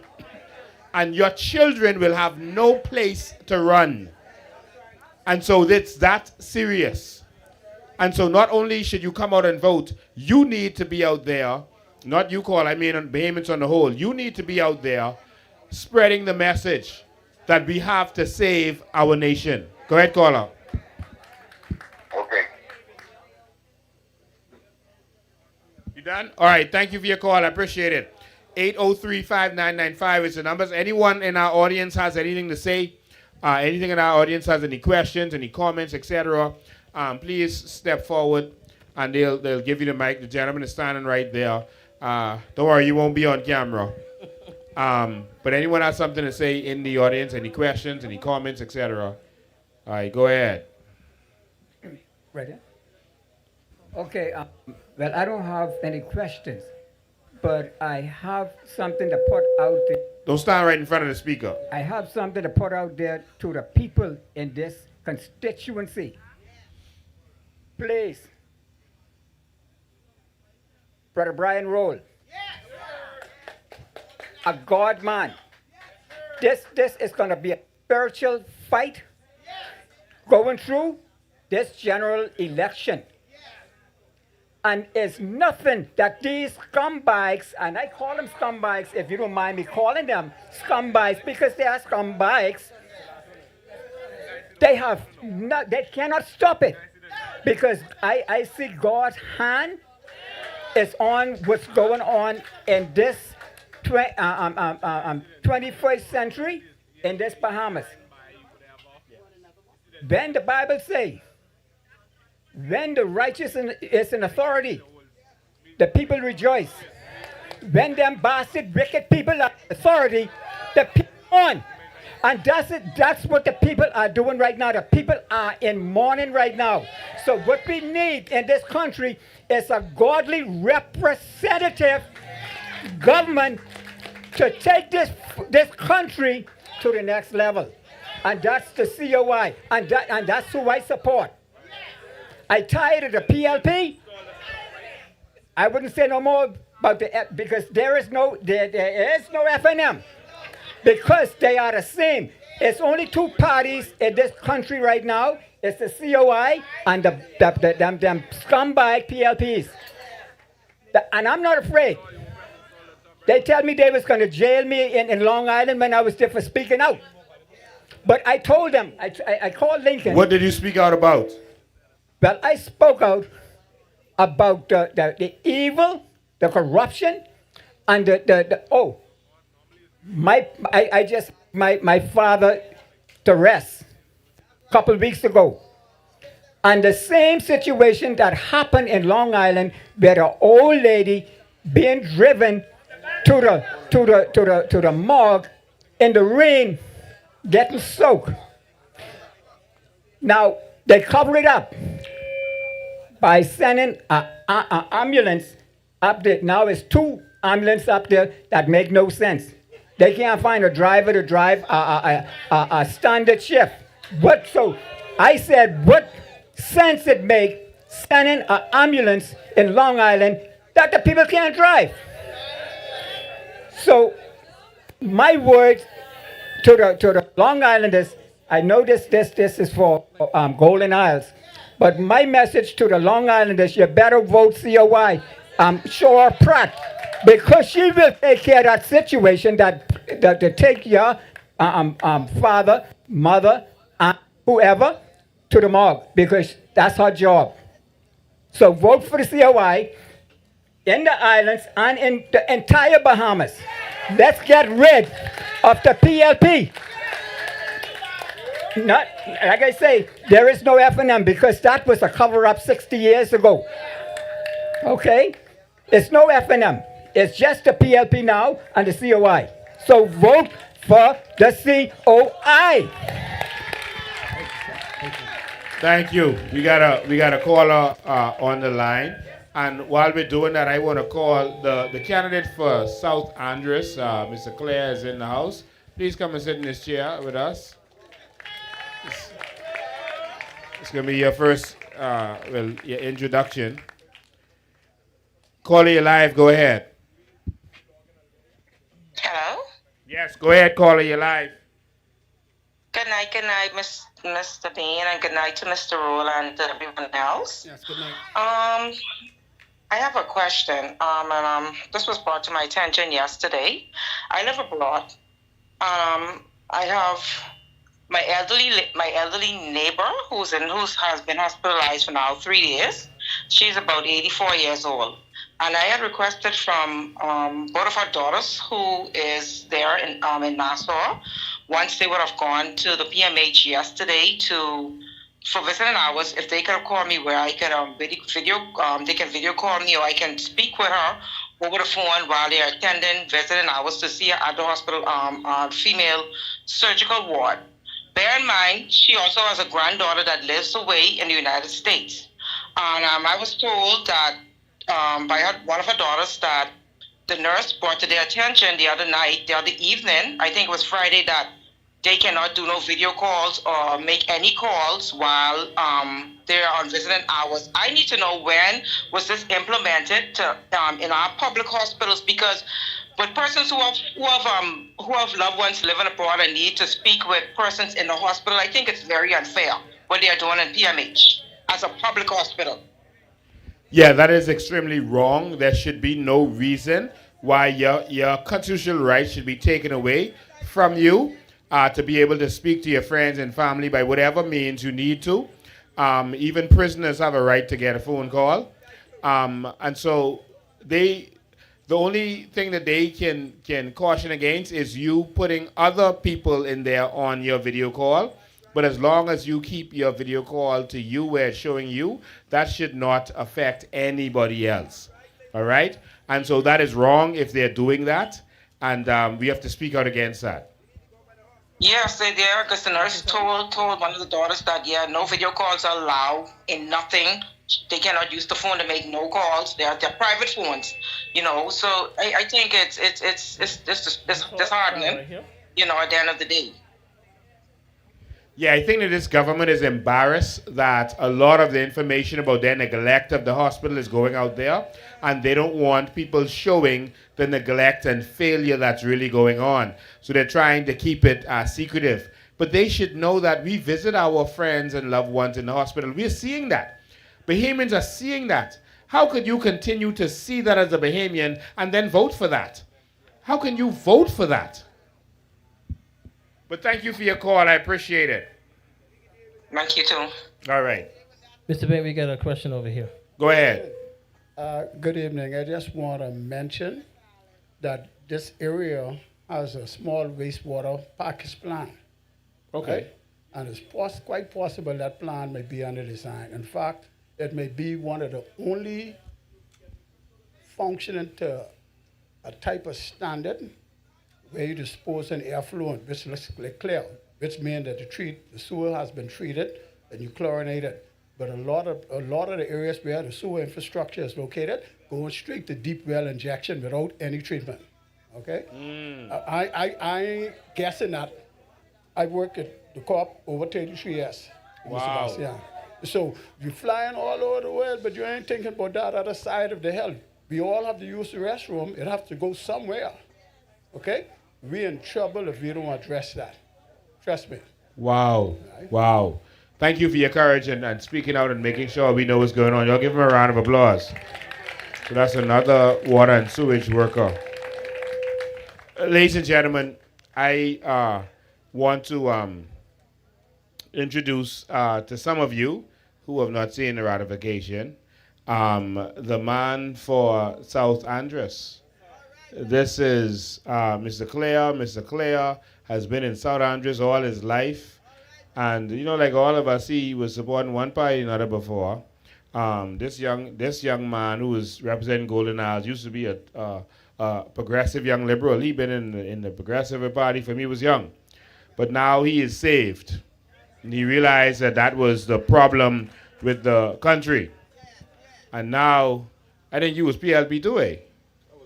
You was everything. Well, you was all over the place sinning, but now you're saved. All right? Why you choose to not go with the PLP and F&M anymore? Well, actually, you know, I've been around. This is Mr. Carlton Clare, ladies and My gentlemen. name is Carlton Clare. They all call me Captain Crunch for some reason, but some folks, Former superintendent of police. Some people didn't know my real name, and when I ran for local government, I didn't get the votes that I really thought that I would get. And they told me point blank, we didn't see your name, Captain Crunch, out there. So, like the other politicians, you have to add that to my name, because everywhere we went campaigning, everyone was addressing me as Captain Crunch, and I keep telling them my real name. But that didn't make any sense to them. So I am Captain Crunch from... I am from South Andres, I'm Mangrove Key, South Andres, and Central Andres. I represent those three areas. And I mentioned those three areas mainly to let you know that it is three areas that is divided by water. And for me to get from South Andres, where I presently live, and go into Fresh Creek, where my house is, I have to come to Nassau. Now, I think that needs to be fixed. What? I have to come to Nassau in order to get to Central Andres, where my house is. So that's a dilemma. So I'm sure... No, man, hold on, man. Wait. See, We can't brush over that. I wanted to speak to Mr. Bain a long time ago. Now I have Hold the on, opportunity. repeat that. So to get from where to where, you have to go where? I presently live in Camps Bay, South Andres. Yes. And my house, my home, where I'm from, is in Fresh Creek, Andres. I have to catch a plane from South Andres, Western Air, to Nassau, and catch the next available flight to go into Fresh Creek, to Central Andres. Wow. And that's something that is burdening myself and also the people of Andres. Okay, here's another thing. BAMSI was set up in North Andres, and we have a lot of farmers in South Andres. They have to send their goods, their fruits and vegetables to Nassau, and then when Nassau decides to send that to North Andres, where BAMSI is, the fruits and vegetables are spoiled. So you see the kind of dilemma that we have. So what we really need, and I mentioned it when I was formally introduced to the COI, we really need, at least I discovered now that we need 3 bridges. We gotta take one from south into Mangrove Key, one from Mangrove Key into Bigwood Key, and the last one will go into Cargill Creek. Okay? So I know that's going to cost a lot of money. And this country has a lot of money. Trust me, I believe in my leader.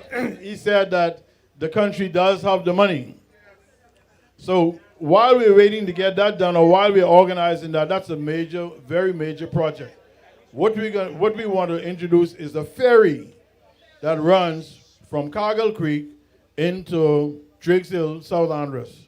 And I'm sure that you would be doing a remarkable thing for the people of Andres. Andres is an island, it's big and long. 109 miles long by 44 miles wide at its widest point. The widest point of Andres is in the area of Fresh Creek, Cargill Creek, and Bowen Sound. That is the widest point, 44 miles, okay? So what I envision when we start issuing these crown land free to our own people, and I'm waiting for mine, okay? the main street of every island in the Bahamas is called what? Queens Highway. Queens Highway. There's also a Bay Street. My house is on Bay Street in Fresh Creek off Queens Highway, okay? So what we have to do when we issue these crown land to people, we need to take a street from Queens Highway, take it to the west side of Andros, and in some cases, it's 44 miles to get there. In normal cases, it's about 20 miles and 15 miles as Andros stretches out. So what we need to do is run some lanes west off this Queens Highway, and instead of giving our foreign investors the crown land on the main highway, let's give that to them 40 miles back there, 20 miles back there, and let them create their investment, which is 40 miles away. You're not taking anything away from the Bahamians, you know, but you give them their investment and let them invest into these lanes that, or expressway, if you want to call them, or highways to get to the west side. Now, when you cut those lanes... Before you go on, I just want you to know that by this time next year, there will be no more Queens Highway. I hope so. And that makes sense. That makes all the sense. That nonsense will end. But it have to be an act of government to do that, okay? Of course, it will be an act of the COI government to change the name of all of them to the New Bahamas Highway. New Bahamas Highway, exactly. And I'm waiting for it. And I am so proud of the COI that I was introduced to by my own cousin Rosie and Paul Clare.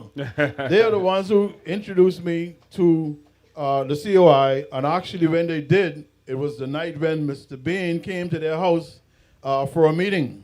Wow. And I asked Mr. Bain, I said, if the present government gives you an opportunity to become a part of them and give you immigration to run, would you take it? He said, no, over my dead body. I will not take that from no other government.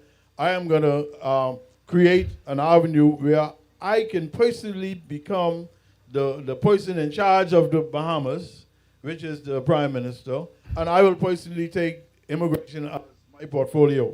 So I think he really should be given a round of applause for that. No Prime Minister, no leader of this country would ever want to take charge of immigration because of you heard about the problems that we have. So I applaud Mr. Bain on that. Okay, I'm a former police officer. I was a police officer. Before you go on, I just want them to know this part, that there's an immigration board that is in charge of immigration. They're responsible for signing over, for giving out our citizenship. The Prime Minister is the chairman of that. So every citizenship that was sold out in this country, the Prime Minister signed off on that. Just want you to know that. All right? The cabinet ministers are the immigration board. And so they have collectively sold us out. Just want to educate you, that's the law. All right? Go ahead. Okay, one more thing I would say before I go on. We had a long conversation about the water situation here in Nassau. I want you all to visit Andros, South Andros in particular, and see what happens to the water. We have millions and millions of gallons of water there, fresh water lanes and everything. But 10:30 tonight, the water cuts off. Every bit of water cuts off, and there is no water. Water and sewage cuts off the water at 10:30 every night and comes back on at 6:30 in the morning. That is something that we have to deal with. We have to correct that, Mr. Bain. We have to do something about that. There is no fire hydrant in Andros. There's none at all in Andros. So we need to get that done. There's no ambulance in Andros. I see them every day carrying the sick people to the clinic, to the various clinics, on the back of a truck. And that is very deplorable. That is something that our country at this stage, we should not bear. No ambulance. Long Island got 2. We got none. Okay, we have no fire engine. And Andres burned down every year. Every year, Andres burns down and grow new vegetation. Wow. So that is something that we really have to fix. No water at night, no ambulance, and so forth. Then there are several clinics, one in particular in Mangrove Key, that started last year.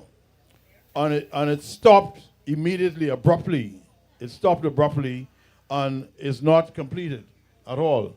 That needs to be looked into, and whoever is dealing with that has to have that thing corrected, because we shouldn't have people from Mangrove Key coming to South Andres or going to Fresh Creek where they have to catch a plane or charter a boat just to be attended to for their illness. So that's some of the things that we need to fix immediately. Awesome. It's disgraceful that our family islanders on our major islands, cannot get good health care. They pay just as much or more taxes than we pay, because taxes are mostly from VAT now, and they actually pay more VAT than us because a loaf of bread there is more expensive than a loaf of bread in Nassau. Gas there is more expensive than gas in Nassau. In other words, they pay more taxes because it's more expensive to buy things on the family islands. And so they should get proper health care. The reason there is not proper health care on the family islands is because someone is making money from it. Yes. You need to look and see who is in the air ambulance industry. They're not going to give you good health care because, well, Dr. Minnis and others, he's one of them. But there are many of those PLP and F&M oligarchs who's making money from that. Maria says she has the papers. All right? And so we're gonna fix that. We have a woman who is not only a developer and a hotelier, but she is also a medical professional. And she is going to make sure that our healthcare industry is transformed. Yeah. I believe in Dr. Veronica McIver, that she can deliver it. Yes, sure she can. She can oversee making sure the hospitals, etc., get built. Listen, we ain't building no more clinics, because I don't know what that is. What is a clinic? What is that? Look at the clinic in Abaco. That's big enough to be a hospital if you utilize the space properly.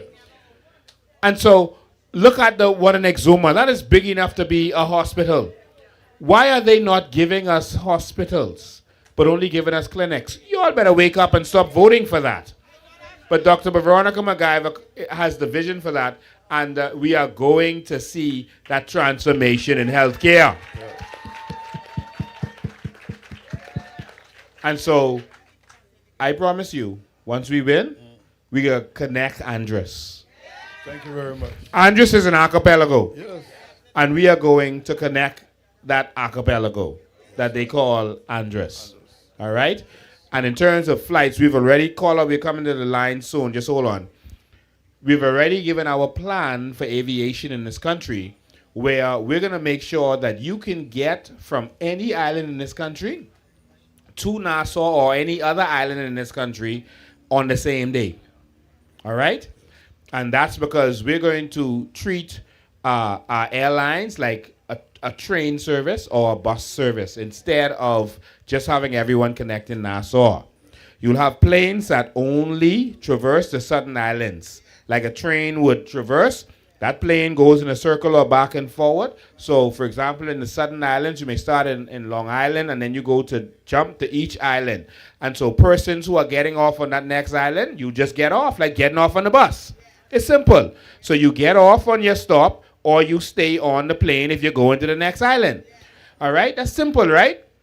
And so you can get from Long Island to Anagua in the same day. And so you stay on the plane till it reaches Anagua. But you can also get from Anagua to Long Island. Now, Long Island will be a hub. And then if you're getting off and going further north, you get off on that plane and you jump on the next plane, which will be jumping to the islands in the central of New Providence, all right, which is Cat Island, Rum Key, and all of those islands, Exuma, etc. And you just jump off as it hops. You stay on the plane, or you jump off where you want to go. Then there's another hub for the northern part of New Providence. So you can literally get from Freeport to Inagua on the same day, because you have several planes traversing the south, the central, and the north on the same day, and they are jumping like a bus route. We have to be innovative for our country. Right. We have an archipelago. Yes. And so there's no reason that you shouldn't be able to get from Inagua to Abaco or Grand Bahama in the north in the same day. All it takes is a little bit of vision. All right? And you're going to save money, because those planes only jump in from those islands. All right? And if they don't have someone on those islands prepared to go, or who, so you may skip Miguana because no one is traveling in Miguana. Because on the mobile app, you can just go on your mobile app and you can book your ticket, and you will know that the plane coming, so that needs to come to Nagua. If no one booked, then you can, to Miguana. You can skip over Miguana and then go to Auckland and then go to Crooked Island. I hate the fact that if you go to Auckland, you got to stay for several days before a plane come back. You stuck. That's not going to happen. We have the vision to transform this country, but we keep voting for failure. We can fix this. So I want to thank you. Anything you want to say to your people and Andres before we go on? Yep. I want you guys in Nassau to realize that Andres is ready for a change. Andres is ready and poised for a change. Everywhere you go, you can hear the folks saying, we are tired of this two-government system, two-party system. We're tired of the FNM and the PLP. We are voting COI. And that's what I really came here to let you know, that we are ready. We're fired up and we're ready to go for the COI. Thank you. And one last note, we have, our banking system is deplorable. We only have 1 day of banking a week in South Andros. 1 day to operate at bank. So when I go to the bank on that Wednesday, I can meet 400 people waiting to get served. When you see 2:30 come, they shut the door and say, we can't serve anymore. Something has to be done about that. I can tell you that for the last several months, we've been in conversations with experts in that field, who own banks, who own legitimate worldwide crypto organizations, and ATM business, etc., who are ready to come here and transform banking to where we can have our own wallets. We're going to have proper ATMs that don't go down and that are serviced properly on all of those islands, but also a miniature banks that deals with your banking needs right there, so that elderly persons can come and walk in the bank. Money can be deposited on their account that they can have access to, and you can transfer money back and forth to your people, including your children who might be in college in the States. And so we are going to transform banking in this nation, including the use of cryptocurrency. All right? And so no one is going to be unbanked in any of our islands, including the immigrants. All right? Illegal immigrants can't be banked. All right? But there will be no illegal immigrants under the COI. So when you come here legally, you will be able to have your bank account, your driver's license, and operate properly in our country. All right? And so for our family islanders, those banking woes that you have, they're going to be gone. But you got to vote for it. And like I said, we are talking to experts right now who have the means and everything else to get this done like that. We should be able to use Cash App. We should be able to use all of those things, Venmo, etc., that they use in the United States of America. All right? Why are they blocking us? Why? Trying to keep you poor. Well, we got plenty more conversations about that stuff to come. So I want to thank you, my brother. That's Carlton Clare, ladies and gentlemen. He is the next member of parliament for Mangrove Key and Central and South Andros. God bless you, my brother. All right, you give him the mic. We're going to go to the phone lines first before we go to the persons. Nassau Village, step forward. Call it live. Go ahead. Hey, how you doing, Mr. Bean and Awesome. everybody there? Awesome, my brother. I never knew my best friend Carlton Clare was so chatty. He and I grew up together on South Street. Don't go yet. Listen to your story, son. We grew up together on Augusta Street and South Street. We went to school up on the hill. This man comes from a family so. Hello? Yes, go Can ahead. you hear me? Yes. Oh, he comes from such a distinguished, noble family. His daddy was Mr. Clare. I loved him so much. I wrote a song about him. Wow. It's called "I'm the Barber, the Shave and Haircut Man." I wrote that song for him. Wow. And he was such a noble person. The song is about when the barber industry went. Sorry. Go ahead, talk. When the barber industry went down because of afros and all stuff, he would be right there, holding the fort, just hailing people, greeting people. This man comes from such good people.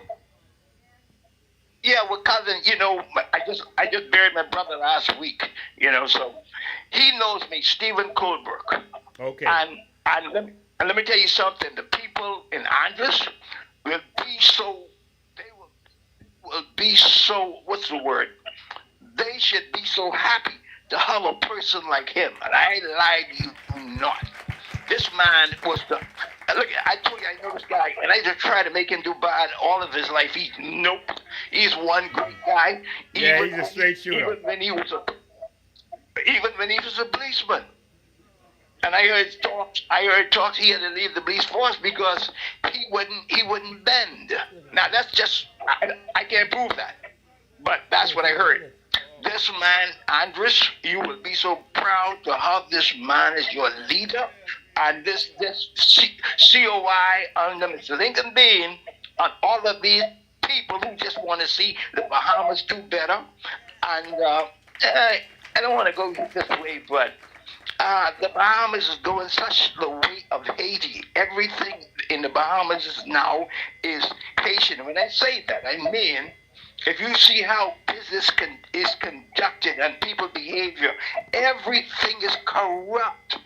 And I always said you could take the Haitian out of Haiti, but can you take the Haiti out of the Haitian? And that's what we have right. And that. But thank you very much, and I want to encourage my good friend Carlton Clare. He knows me as recent as we were in Freeport. But God bless you, Carlton. God bless you. Thank you, my brother. I appreciate it. 803-5995 is the number. Before we get back to Golden Isles, I want to introduce to you again. Hold the line, call you next. I want to introduce to you again Mr. Stephen McQueen, who is the next member of Parliament for Nassau Village. So, Stephen McQueen, you could do the rest of the show with us as we end the show. Again, this ain't rally yet. This is just our live broadcast. So don't panic, F&M and PLP. Don't panic. All right. Let's go to the phone lines. Yeah, don't send Tommy with the drone. F&M Tommy with the drone. Hey, Mr. Baby, Now you go sweating one now. We figured that out. Let's take this call. We have someone. Yeah, we have someone here waiting for. All right, let's just take this call and then we'll get right to you, my brother. Sorry, you've been standing up long. Oh my God, sorry about that. Call you live. Go ahead. Good evening again, Mr. Bain. How are you tonight? I'm awesome. I am really desperately trying to get a personal phone number without interrupting your live for Mr. Steve McKinney. There's been some things that have transpired on the island of Hopetown over the last, I'd say about 2 days ago, maybe 3, that I would really like to address as a local citizen for 60 years on this island, outside of my position as a council member, but I have tried the numbers that have been forwarded to me to no avail to reach Mr. McKinney. Can you please WhatsApp me at your convenience a number on the best way to approach or to get in touch with him in order to hear my concerns and the concerns of this community on a recent event regarding immigration and their conduct in relation to a matter on this island, please? Okay, we'll get to it. Afterwards, I'll send me a WhatsApp and I'll send you his number. Okay. I really would appreciate that. Okay, you're from Abaco. You're from Hope Town. Yes, my name is Marina Cash. Okay, and how you voting? COI or die.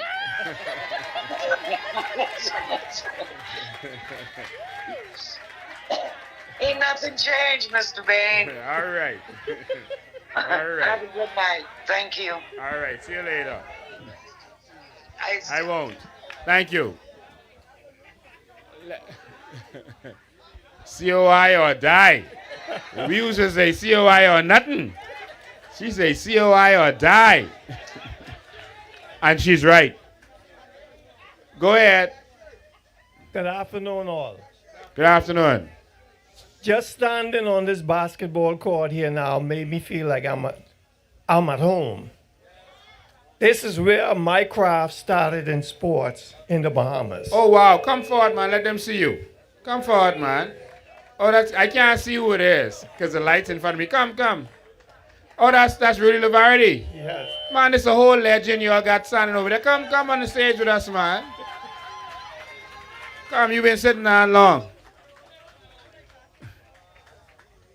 Thank you. Yes, like I say, standing on the court makes me feel like at home. It makes me feel like 1969 when the court was built in Mason's Addition. Wow. We were fed, we were blessed with a park, with a basketball court. The government placed it there, and we took it from there.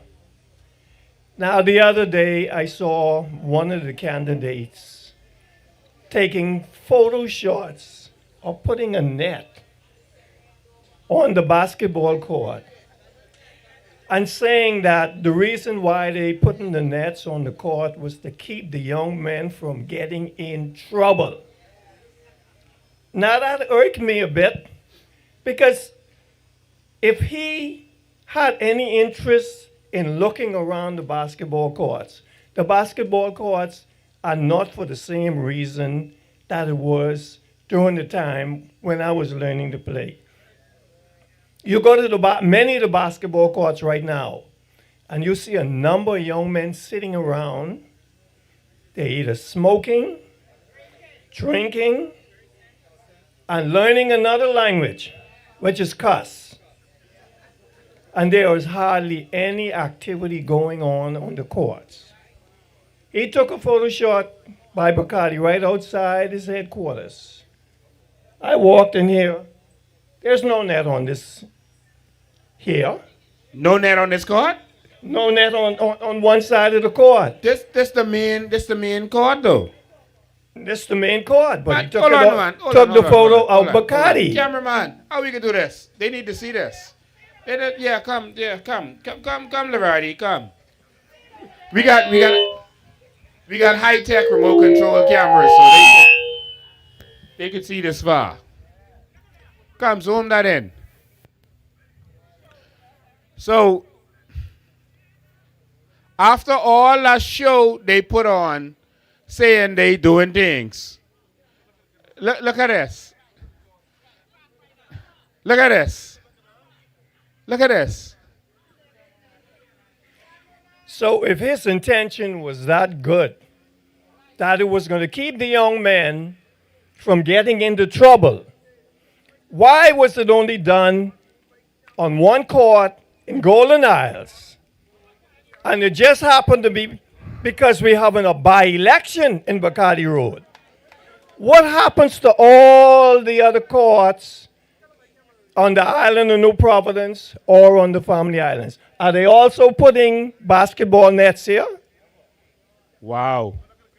Man, and I want you all to know that this court got potholes in it.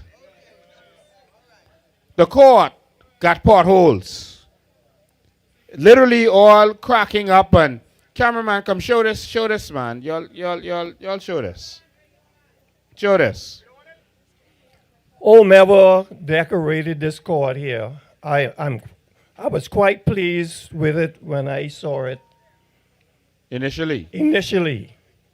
It's deteriorating and it's an easy fix. Wow. But when you're talking about nets and keeping people out of trouble, that's one thing you say you're doing to make progress. What happens to the rest of the people? Let's what go sit happens back to down. the older folks, the pensioners, the disabled? You didn't do anything for them. You didn't show any interest in anyone but the young men. You don't even know of these young men you see around the court that you put the nets up for, whether they are living in that constituency. You don't even know if they registered to vote.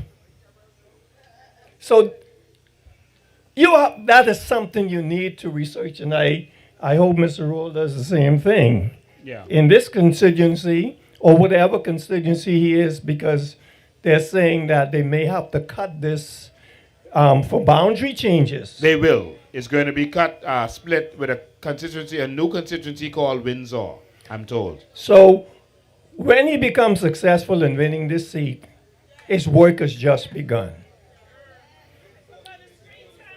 The street signs we've been asking for.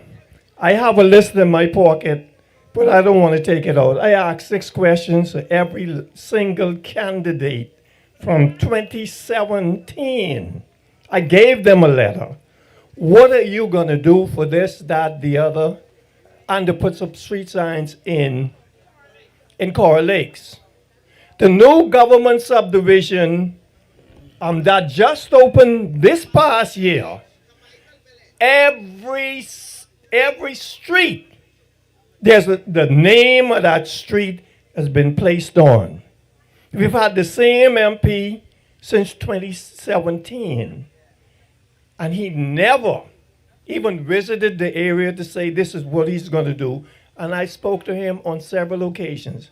I'm not new to him. He played basketball, I played basketball.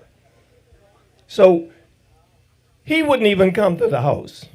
But let me tell you, I have been a follower of Lincoln, not since he came into politics, but when Lincoln was trying to open his television station, when we used to be at the old Gold Gym on Bay Street and Marquis Street. And when Lincoln got into politics and Lincoln started to stand up for the Bahamian people, I became convinced if he was running in the constituency I'm living in, I'm voting for him. All right? 3 elections later, he's still standing strong and fighting and speaking out for the Bahamian people.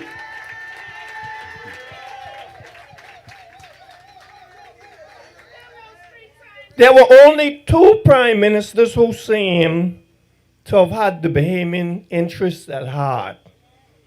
From I was in high school, when Sir Lyndon rallied the forces together to win the general election in '67. Hubert Ingram stood against the entire regime to wipe them out. And he was speaking out for the Bahamian people. Lincoln is not even in the House. And he's been speaking on behalf of the Bahamian people. Brave Davis, Perry Christie, Hubert Ingram, and now my good friend Michael Pintard, they inherited the position of leader of the parties that they represent. You never hear them speaking out about anything before until they had a convention. The convention voted for you to be the leader, and they stopped speaking out for the Bahamian people. No one spoke about any plan. All they did was throw scuds at each other. My hope is that the COI don't become one of those who are going to throw scuds at the rest of them. I want him to be, in my opinion, like former US President Bill Clinton. Bill Clinton was doing so well in the United States that the Republicans could not find anything on him to get him out. They were so happy when the Monica Lewinsky scandal came out. But it just so happened that he was coming to the end of his second term. But they were happy to get him out because everything they spoke about that he wasn't doing, he just quietly went about his business and he did it. The people recognized him. I don't know how many people understand what he did, but had it not been for the Monica Lewinsky's scandal, he would have been the most highly decorated president in modern times in the United States. When the COI becomes the government of the Bahamas, it is my hope, I'm already a senior citizen, I want to be able to sit down and watch TV, be happy, and know that what is being done here in the Bahamas is not just for me, it's for the people, because I will benefit from what good is done for the people of this country and not for myself. Yes. I thank you for this opportunity. Yeah, before you go, you were PLBFNM before. I was never a card-carrying member of any particular party. Mm-hmm. I grew up in the belly of politics. My uncle and his son, Garnet and Warren Lavarity, they were not politicians. They were persons who were elected to Parliament, but they were not one of those who's going to say, because you're on this side, I don't care for you, or that side. And that's why the Lavarity name was ostracized in this country, because we didn't take sides. We decided we were going to vote for the candidate that we feel was best for the constituency we were living in. So I asked you that because you talked about your 6 questions, and you asked those 6 questions to everyone. Well, I'm going to give you an amazing opportunity to not need those 6 questions anymore. You're going to be able to tear those 6 questions up, and you can put them in a shredder, and you could burn them if you want to, because we're going to have something called city government. It's called Island States and City Government. And that is going to take power away from the politician and give it to the people. We're not going to have to worry about whether the politician is going to answer their phone after election anymore. You don't have to worry about whether they're going to put up street signs and fix potholes or basketball courts. I mean, this is sickening, the way this one is maintained. Because the people are going to have their own budget. They're going to have their own city council and their own mayor. And the city council is the residents of the community. And so the city council has their own budget, and they say what needs to happen in their community. And the mayor's job is to get it done with his team. And if the mayor fails to get it done, he's fired. You don't have to wait 5 years like you do with your MPs. He is fired now, and you get a new mayor. It's simple as that. And so now the accountability is going to be on you. And how do we know that you're going to make sure the road's fixed? Because your car got to drive on it. How do we know that you're going to make sure that the schools are repaired in time? Because your children have to go there. And so we believe that collective responsibility should not just be for the cabinet. it should be for the people of the community. But we're going to give you your money and empower you to do what you need to do in your community. And the politicians get out of the way. You are going to know who the good contractors are in your community and who the crooked contractors are. You're going to know how to get things done. We're going to put the power in your hands so you don't have to, when the politician comes around to your door, have any questions him what you gonna do about these street signs with missing all the time? What you gonna do about the flooding issue? My brother, you live in Coral Lakes, right? Yes. And they call that lakes for a reason because it floods. Do you think that if you guys had your own budget, wouldn't you have just fixed that flooding problem? We were hoping we would have the power and the equipment to do it. If we were allowed to have the equipment, it would have been done. The simple street signs wasn't done, which was one of the easiest things to do. All you had to do was call the Ministry of Works, put them in the street. It could take a week or two to get all these signs up. As simple as that was, they couldn't get that done. But the FNM and PLP is saying they want you to vote for them. Yes, indeed. That's what they're saying. That's so why you give out backpacks and campaign or force the government to put up street signs? we as a community, when the community worked, we did things in the community for ourselves. But then as politics got in the middle of it, it started to cause a division. It caused a division. So there were many people who just stayed away from the chat and don't know what was going on. But see, I had an opportunity to speak out. I'm not afraid to talk to any MP. You come to my house. Y'all came to my house. This was the first time we have had a candidate come to the house. We've had the workers come, but the first time we've had a candidate to actually come to the house. And how Mr. Brown, Mr. Roll came to the house, I called him on Steve McKinney's show. Wow. And said, when you in the area you campaigning, come to my house. And I came poised and ready for when they came. Ronica von Harbour was there. He had a lot of people I knew. Craig Adley. But my mind had already been made up. I was going COI.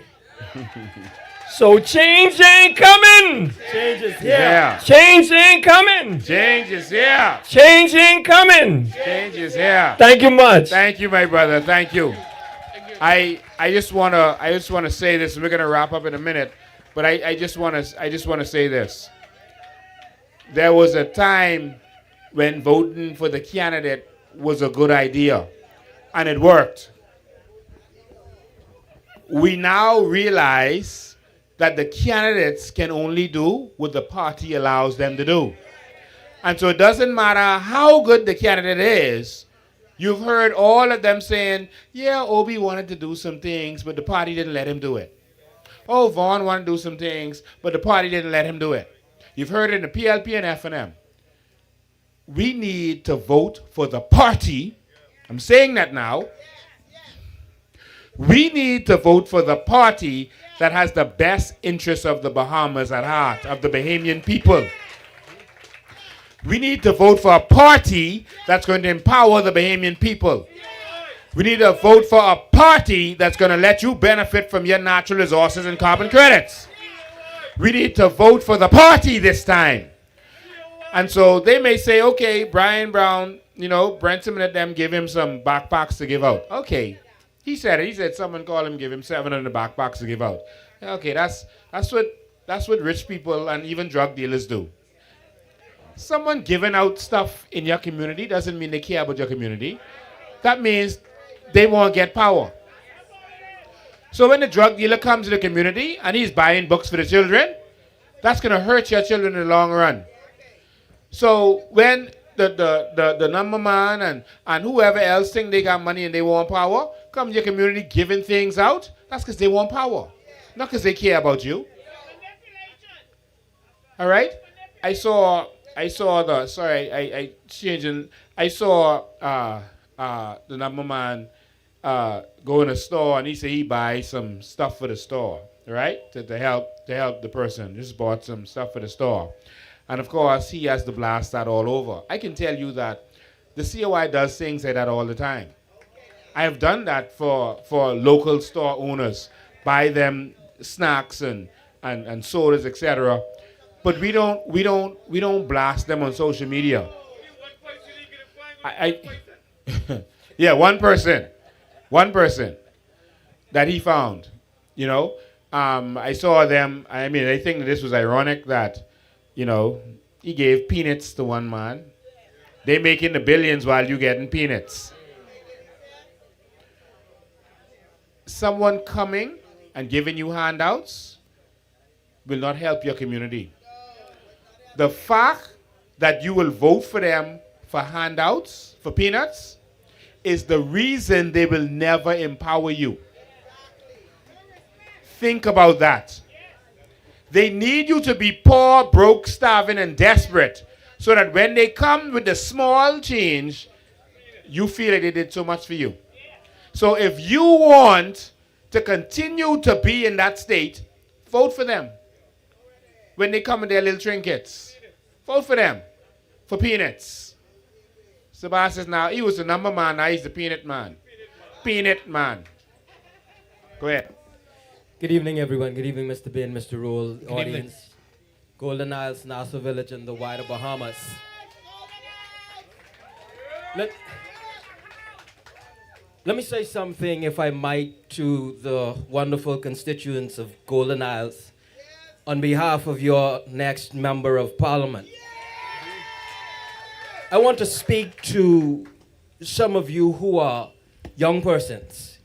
If you are like some of those in my constituency, Nassau Village, you are facing unemployment. There are those of you who are parents and you have children that are educated who can't come home because there's no work for them, or so they say. I want you to think about the fact that your children deserve their birthright. They deserve to be able to come home, not so much for employment, you know, but listen to what we are promoting, for empowerment. I remember when COI seemed to be the only party talking about empowerment.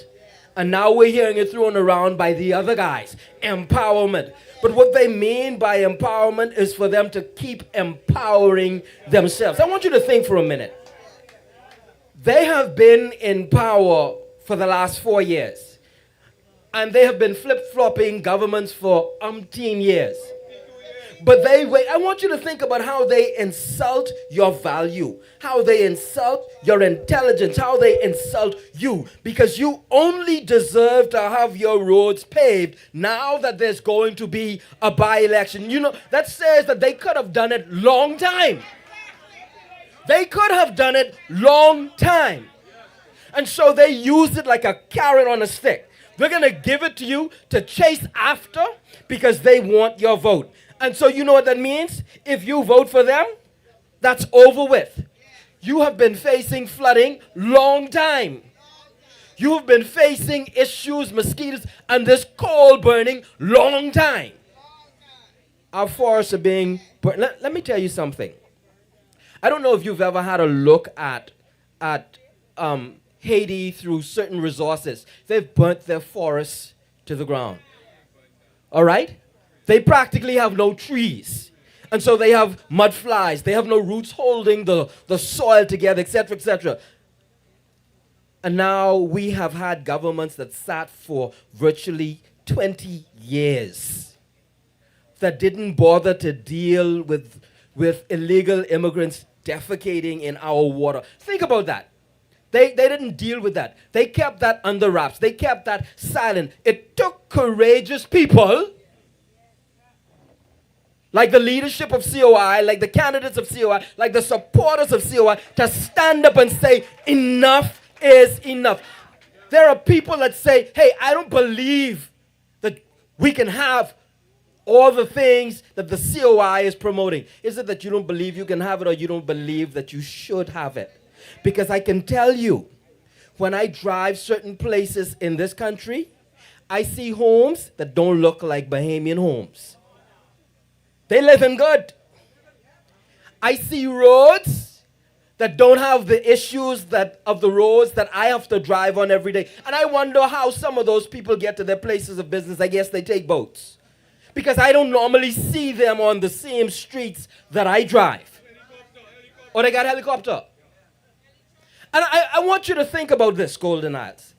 Because this is not just us making noise. And I wish Mr. President would do something for me. I put the clip, I have the clip queued up. And we played this clip before at our headquarters. It's already queued up. You could just hit play on your mic if you will. But before he does that, I want you to think about this. I want you to think about this. Because we've been saying what we are fighting for. And I know some of you are afraid because you can be victimized or whatever, but I want you to think about this. If you come and you cast your vote for your country, and if you come out in your numbers and cast your vote for your country, not only will you not have to fear this by-election, come general election, if you come out in your numbers and you do the same, you will not have a government to fear. There will be no PLP government to victimize you. There will be no FNM government to victimize you. There will only be a COI to empower you. I want you to think about this. Because they thrive on your fear. Kick fear to the curb. I want you to think about this. Because Mr. LaRoda made it plain. And he probably forgot that he was on camera. Because he admitted that this election the PLP needs to win in order to save those contracts. He said that elections have consequences. And if you think you're going to have your contracts if the PLP loses, then he got a bridge he wants to sell you. See, they are fighting for their contracts, and God is having it so that they're saying things that they cannot retract and would not ordinarily say. God is forcing the truth out of them and verifying what we have been saying all along. They are fighting for contracts. We are fighting for country. We are not the same. We are not the same. We are fighting for a country. We are not the same. We are different. We are fighting for the future of this nation, for our children, for a Bahamas where I can know who is Bahamian, where a Bahamas where we can have values that are Bahamian, built on Christian values. Listen, I want you to hear this because maybe the wider population missed it, but I want you to hear it from their own mouths. They are fighting for contracts, and they don't care about selling out Golden Isles or the country as a whole as long as they keep their contracts. We're about keeping our country and creating a new Bahamas. And before I play this, I received a call from, two calls, but one was from a couple, like 3 or 4 Haitians were together, and they called me, and they were sickened. They're Bahamians of Haitian descent, and they were sickened because they got calls that Brave Davis was in the shanty towns, and that was yesterday or the day before, I don't remember now. And that he was offering money to persons, to Haitians. All right? That he was telling them come get their money, and they was called and told come get yours. And one of them actually called someone back so I could hear and say, hey, where to come for the money? What giving out? What to do? So that I could hear that this was actually going on. and this was before the video started circulating with Brave there. They called me and said, this is what is happening right now. They destroying this country with corruption, which is the same thing that destroyed Haiti. I want you to know that not every Haitian agrees with what Brave Davis is doing. Some of them got sense. They know that what is happening is wrong. They know that the F&M, Brenson and them did the same thing, use them. But we got to stand up for this country. So I just want you to know that that was going on in that Haitian village. Not just them, they're partying. They was there giving them money while you can't even go to social services to get $1. I'm going to play this. Election campaigning now in full swing. Minister of Social Services, Information and Broadcasting, Miles LaRota, joining Foreign Affairs Minister Fred Mitchell at a PLP branch meeting in Fox Hill on Monday night, delivering a message on the importance of voter turnout. LaRota addressing a crowd of PLP supporters, pointing to statistics he says show the party still has significant work to do on the ground ahead of the next general election. Numbers are saying this. Out of the Bahamian population, there's about 27% that identifies with the Progressive Liberal Party. About 22% identifies with F&M. That means half of the country is independent. So I want you to know that, and I was telling you about this. Brave Davis told me about this scientific poll that they did. And they asked about 3 parties, the COI, the F&M, and the PLP. Now, they don't never like to say COI. So that's why he say independent, all right? Same difference. And so that's the reality. But I think all of us have heard this. He goes on to say, to say that, you got to fight for your contracts, all right? And so we know what they're up to. But the old weapons ain't going to work no more. Bahamians have awoken. And so I just want to thank you because we gotta end the live now. Go ahead. Before we end, I just want our deputy to come up here and say hello, and then we get some last words from Golden Isles, and then we'll be good to go. Go ahead. So the last thing I want to say for anyone listening in and watching, one of the things that you see from us is a great deal of passion and yes, in some cases anger, but please don't get lost. Don't allow the message to be lost in the moment that you see. Understand that we are passionate about our country. We love our country. We love our people. And this is what you see, and this is what I want you to understand. And so when you experience the passion that we have, understand that that's rooted in a love for our country, in a love for our people. Do not allow that to sway you except to pull you in to fight for this country. Golden Isles, stand with Mr. Brian Rule. He is your man. All right. Thank you, my brother. I appreciate it. And good night to you.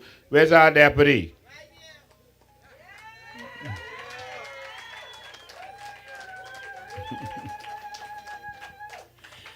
Welcome. Thank you so much. You wanna say something to Kalani?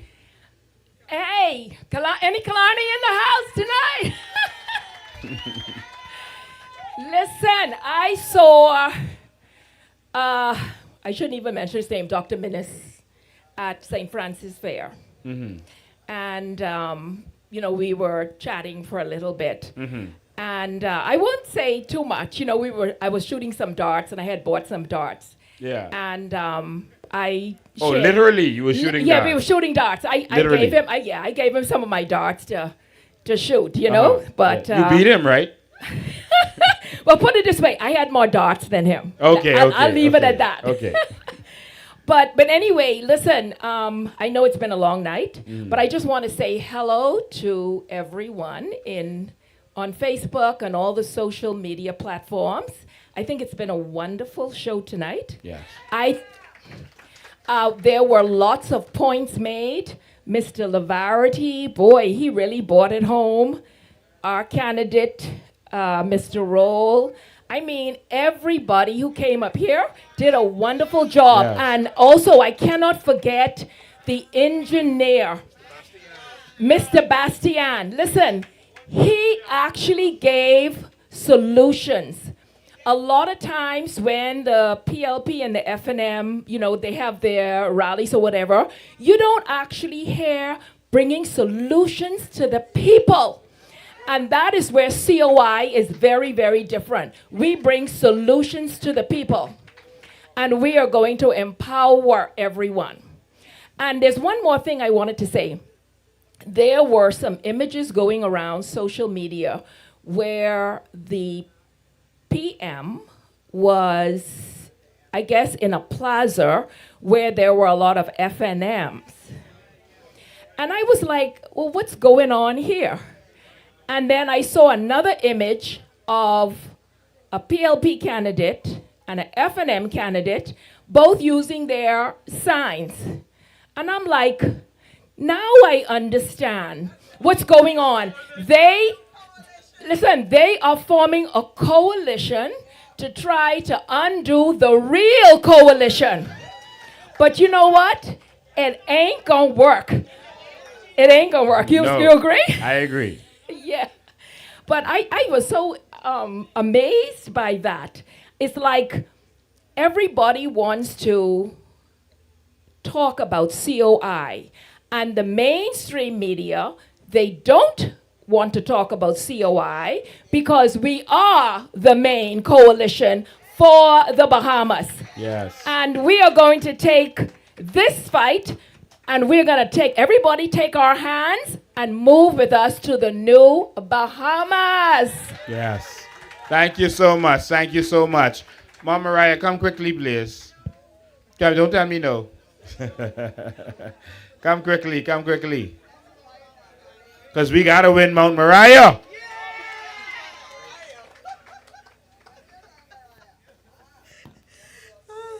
Good evening, everyone. Brian, it was a pleasure being out here. You had me here for 5 hours. And it was a joy. I enjoyed all of the speakers tonight, as Dr. MacGyver said. And Brian, I'm praying for you daily that God will deliver you. Thank you. To this constituency. I believe you do an amazing job. So far, you're leading, as far as I'm concerned. That's what I'm hearing on the ground. People are loving you. I just wish everybody would get his name right. He's Brian Rowe, not Brian Brown. People still has mixed up Hubert Ingham and Hubert Menace. No, but it was really wonderful here, Mr. President. This was really, really nice tonight. And, you know, it rained and people still stayed. Isn't that amazing? So, Brian, you ready? Yes, I am. You really ready? Yes, I am. We're right behind you. All right. I'm ready, Iram. Awesome. Okay, good night, everybody. So, ladies and gentlemen, remember the motorcade is on Saturday. Make sure you come out. Bring everyone out. We're going to start from on the corner of Carmichael Road and Gladstone Road. There's a little bar right there, a white space, and we're going to go all up out the road. We're going to take up all the space around there that we need to, and that's where we're going to start from. And we're going to end right here on this park right here. And it's going to be fabulous. We're going to have some good food. That's where the grill and chill starts. And so we'll have a grill and chill, and we have plenty good meat. All right? Not just burn up chicken. Not just burn up chicken and bear. All right? We have some good food. You all like the food at our headquarters opening? Yeah, we got good food like that. All right? So make sure you're here. Bring out everyone you can, and let's paint the town black.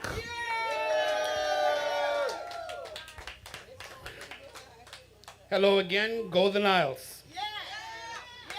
Now, I am a man of humility. I am a man of integrity. And I would just like to let Golden Isles know, all of the professionals in Golden Isles, please reach out to me. We have a country to fix. And it will be you guys who will be put at the forefront to fix Golden Isles. Again, my word is inclusion. Okay? I want y'all to remember that. When y'all think about Brian Roll, think about inclusion. We need you guys. We don't need no foreign consultants. We have enough very intelligent Bahamians in this country. And they will be put first when it comes to fixing this country. So don't be shy. I am reachable. I am sociable.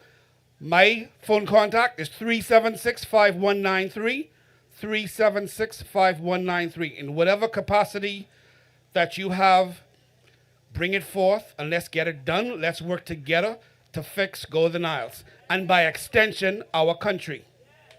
Thank you. I just want you to know that you're in trouble to put your number out. My children can't even reach me no more on my phone number as everyone calling. So if you're calling me and you can't get me, that's how much people calling me. I ain't neglecting you. I try to answer as much calls as I can. Where Nishka? Nishka, yeah, I saw her earlier. Where Nishka?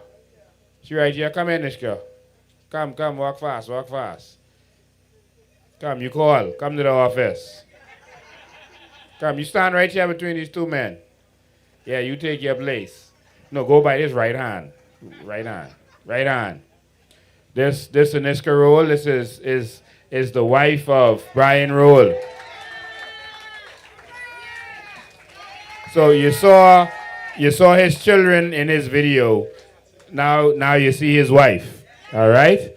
And so they are going to take Golden Isles. He's a family man. I want you to understand that. He's a family man, and they are working together to save their community. This their community where they live and they invested. And they want to see this. Brian Brown have a wife? No? Y'all stop it. Y'all ain't safe. Stop it. Y'all stop it. Unsafe people. Why you gonna ask that? Well, this man loves this man loves his God. He loves his family. And he loves his wife. And he loves his country. All right? And so this is the man we need to represent this community. And this is the woman who is going to hold him up to make sure he gets it right. That's right, right? Yes. All right. Yes, this is the wife that will be holding him up and the family that will be supporting him 100%. We are here to stay Golden Isles. Vote Brian Roll. You sound like you want to be candidate. I want to thank you all for tuning in, ladies and gentlemen. We are going to be here on the corner of Carmichael Road and Glasson Road on Saturday. We don't have to remind you, just show up. Make sure you're there. We're going to paint the town black. Golden Isles, we're going to turn this black. I love these sessions. I actually like this better than rallies. Rallies is the whole way, but I like the way that we can actually educate the people and have real conversations and be here for the people in the parks. All right? So on Saturday, we're gonna be here and we're gonna have our meet and greet, and I think we're gonna go live during the meet and greet also. All right, and then we'll see what happens next Sunday. If we're doing Saturday, we may not do Sunday. All right, but we'll make a decision this week.